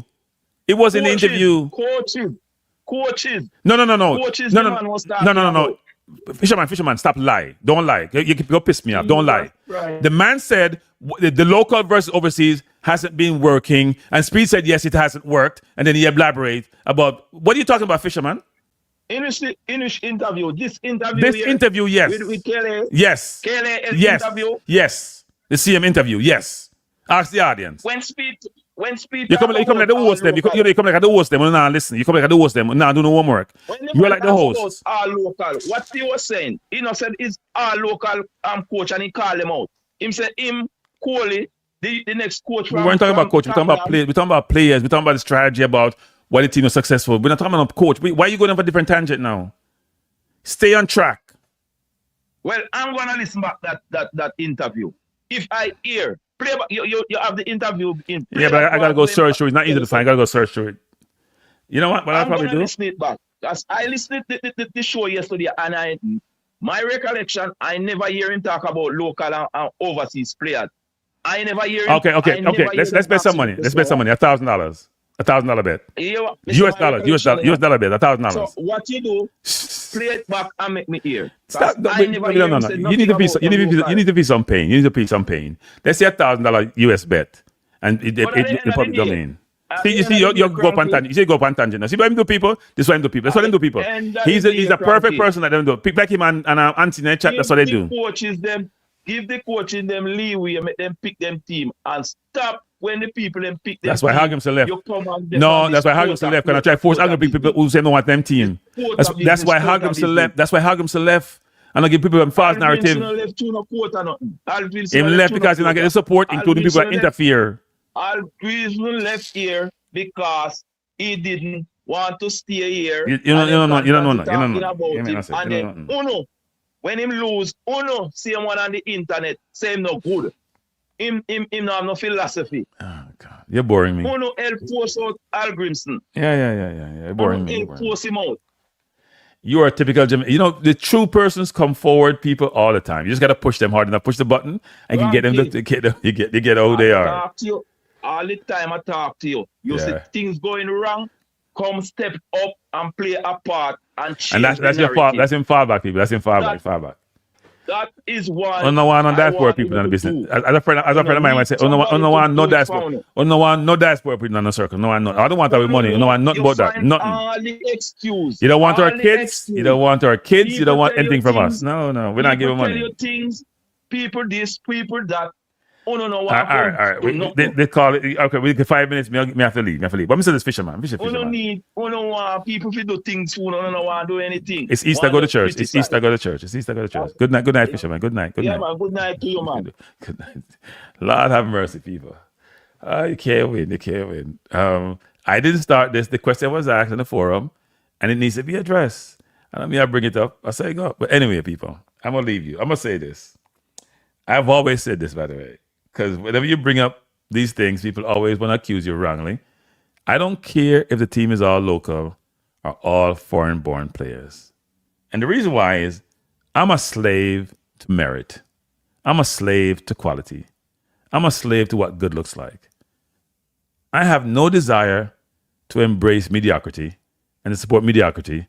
He will never have positive outcome. If the players in Jamaica are not good enough, and I pointed out today, none of the players from Jamaica that we know of now who are playing overseas at a decent level is a midfielder, which says everything about the football programs. And Rudolph extolled the virtues of their coaching and where they are and how they've improved. Please show me the midfielders you have developed. Any of you have developed in Jamaica who are coaching our level, who have matriculated to a high level. And this is historical. We keep talking about Tapa Whitmore, who had his limits as a midfielder. Good player had his limits. That's the only midfielder we can talk to. Me somebody to make some Cargill is better than Hayden today. The other day, me have a laugh. We can't point to quality midfielder. Somebody may talk about Andy Williams. We can't point to any midfielder who played at high level like a Fuller played, like a Shelton played, like a Gardner played who played defense. We can point to a number of forwards. We can point to a number of defenders. We can't point to too many midfielders. And even people of heritage who were born in Jamaica, like John Barnes, like Raheem Sterling, they were forwards. Where are the midfielders? Where are the midfielders? Which is something that countries need for sustainability and to help them keep the ball and protect the defense and get the ball to people who can score the goal. Where are the midfielders being developed? Where's the technical acumen to develop those midfielders? Where is coaching ability to develop those midfielders? We can talk all we want to talk. The proof is in the pudding. Now, today's conversation was about this interview, which is more of a reflective of what transpired in the game, but also touched upon in quite a bit what transpired throughout the entire World Cup campaign. We failed miserably. We lost to a country, which is about what? Probably 15 times, right? Maybe 17 times. 170 the size of Jamaica. And if you expand Jamaica to the diaspora, probably 130 or 125. That's not okay. And we hear that Rudolph wants to be the coach. Hey, I'm sure he's going to get the job, and we'll see how it works out. But is Rudolph going to be all he does for Cavalier and the national coach, and that's allowed? Really? Don't something have to give? Don't you have to give up something? I don't think he's going to give up Cavaliers, and he wants the national team coach. So how do we manage those conflicts? I hear the new Gensec talking about conflict, and they have to work on some conflict with Andrew Peart to become the director of football. So that doesn't. So Rudolph is exempted from any of those conflict situations. How does that work? My hope is that they're less. And here's the question: I haven't heard anybody, Rudolph, anybody else talk about a comprehensive post-mortem where we start talking about hiring a coach. We don't play no football now if we go hire a coach. Do the post-mortem first, then give us the results, then go fire. What are we doing? Where's the post-mortem? I thought that the technical committee job was to, after any tournament, every situation, to do an assessment, do a post-mortem, and then provide information to the board, or if they want to for transparency, to its constituent, which is not us, which is like the parish president, because we're not part of the constituent. As they say, they're private organization, a quasi-public, what do you want to call it? They want us to come to the game, as Rudolph said. But the guy asked Rudolph, what can we do? And he said, you can't attend the game and spend some money. The other thing Rudolph could have said, he could have said, you know what? We're going to solicit advice from you. We're going to find a way for you to provide advice to us. And we may or may not take advice. We want to have promotion group. We want to have groups, forums for people where you can come together and help think about how strategically we can help the football. And you can provide it through some kind of forum to provide to us. You can say a lot of different things. But he was very dismissive, frankly. There's no thought put into it. Because we don't really matter. We do not matter. We are just, utensils to be used and then thrown away. It's sad.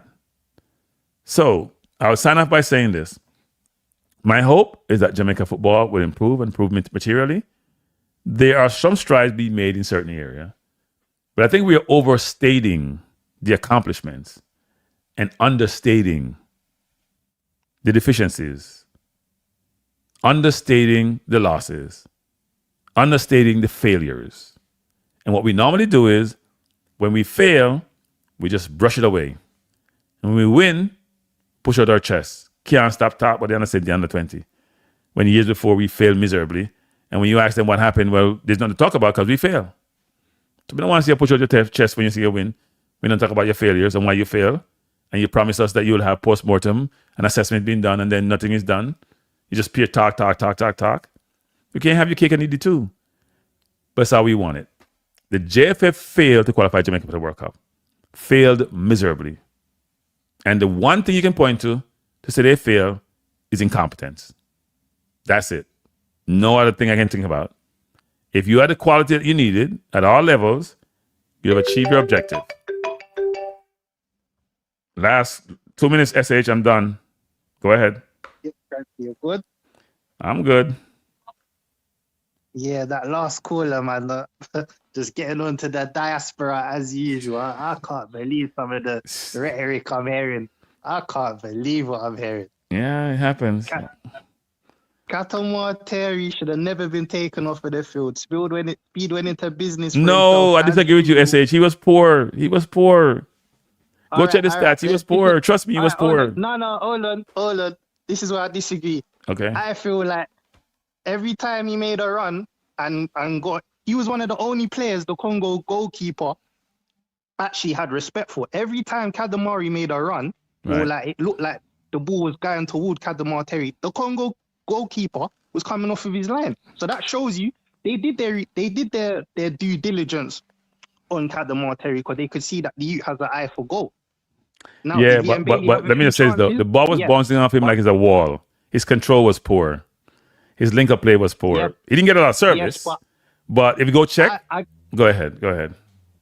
What I'm saying is, no disrespect to J-Lo, he wasn't making the same type of runs, or I didn't really see the keeper coming off of like running to kind of put low off of the ball the way he was when Kadamar Terry was a legitimate threat. If you go back and actually watch it, now I get what you're saying in terms of him maybe not getting to the ball, or I'm just talking about on the runs he was making to actually get onto the ball when he was being fed the ball. The keeper was panicking and running off of his line. So that just shows you if he was given more time, maybe he would have got that one chance like he did in the previous game, and he would have scored. But if you don't give these young players enough time, you're gonna just sub them off because you want to try something different. Right. I don't understand. Yeah, it was a headache, man. I really don't understand what went on there. Sifa should have started on the wing, and maybe he would have provided more service. So you just started Cephas over who? Who would you play Cephas over instead of? He was playing on the. He played center forward when he came on. Side. Well, Terry was center forward. He Yeah. was playing on the other side. No, but I said Cephas came on and center forward, then he switched to the wing. He came center forward first. He replaced Kadamarti, and we had Campbell right, left, and Bailey right. Then you had him in the middle, and then eventually they moved him out to the right. Yeah, I wouldn't have taken off Kadamar Terry. I would have replaced not Liam Bailey, the other winger. I would have replaced that winger with Cephas. Yeah, he should have replaced. Bailey should have been replaced. Bailey should have been replaced. Because he played on that side in the Nigeria game, and he was feeding the ball in. So it's obvious he can play that role. I've seen Cephas do it. So to not even it was a Speid went into business for himself that game there. As usual, you're trying to use the national team as a platform for that. It's just like we're aiming to get to the World Cup. I don't understand. What is this? What are you doing? He's taken off Bobby Reed and he's taken off Isaac. No. He said this before. He said they had 4 midfielders who had to be taken off because they cramped up.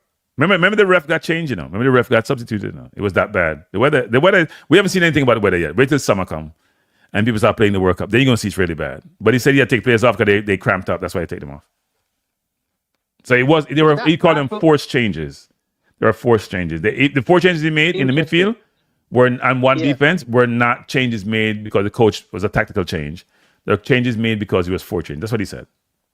Interesting. I was told this.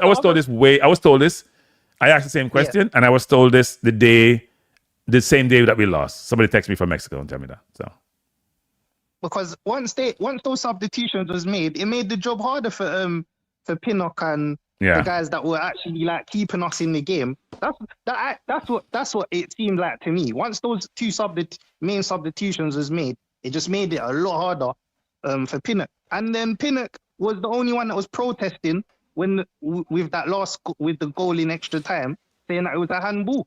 So for the referee to not even go look at the screen and just listen to whoever he's listening to on his headphones, it's ridiculous. This is a final. Well, VAR has to send to the screen, right? VAR didn't send it to the screen. VAR took a long time, but VAR made a decision which they shouldn't have made. It's not VAR decision to make.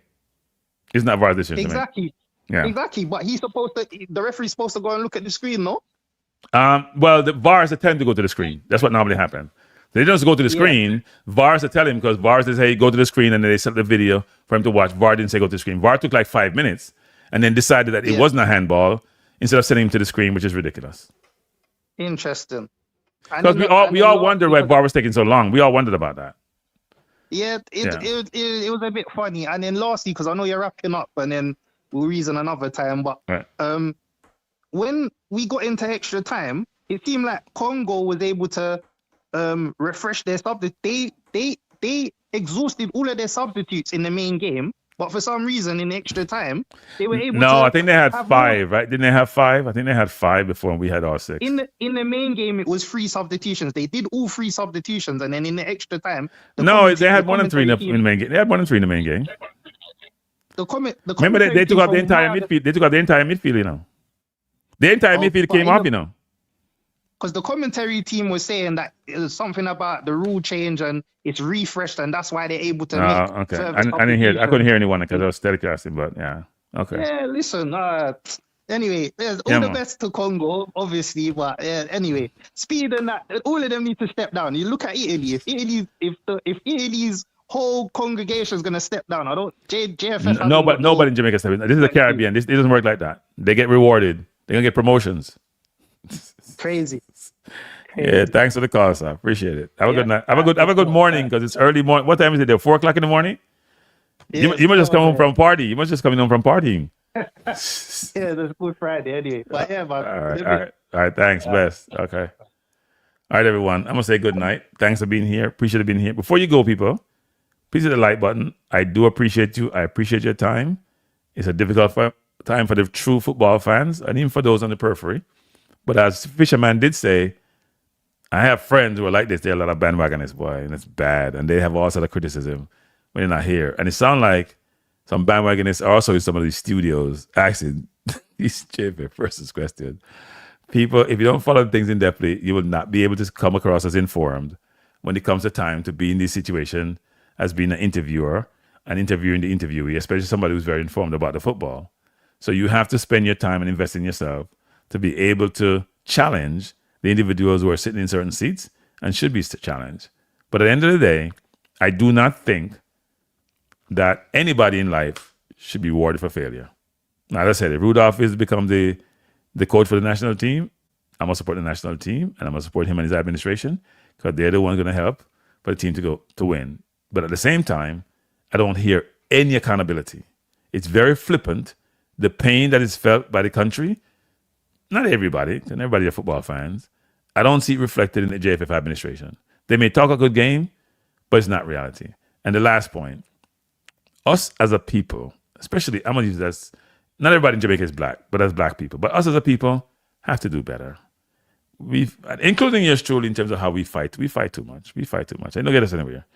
Some people fight very covertly, and we fight very overtly, and it's not a good thing. And this concept and this idea about them versus us, about diaspora versus local, it's sort of nonsense and wasted energy. If you're a citizen of a country, you're a citizen. Right? If you're a Jamaican citizen, naturalized, or you're by birth, you're a Jamaican citizen, and you're supposed to get all rights and privileges for that citizen. This idea of what we want to balance team, and want to balance, and then look at man, and we hear we're balanced, that's nonsense. That's nonsense. Go figure out a way to get the kids to be able to compete. Don't deny somebody access. Don't deny somebody the ability to play because you want to give somebody a blight, when it's your fault a person wasn't developed to be able to get that position. Do better. All right, people? Thanks for being here, and have a wonderful Easter and a good night. Peace out.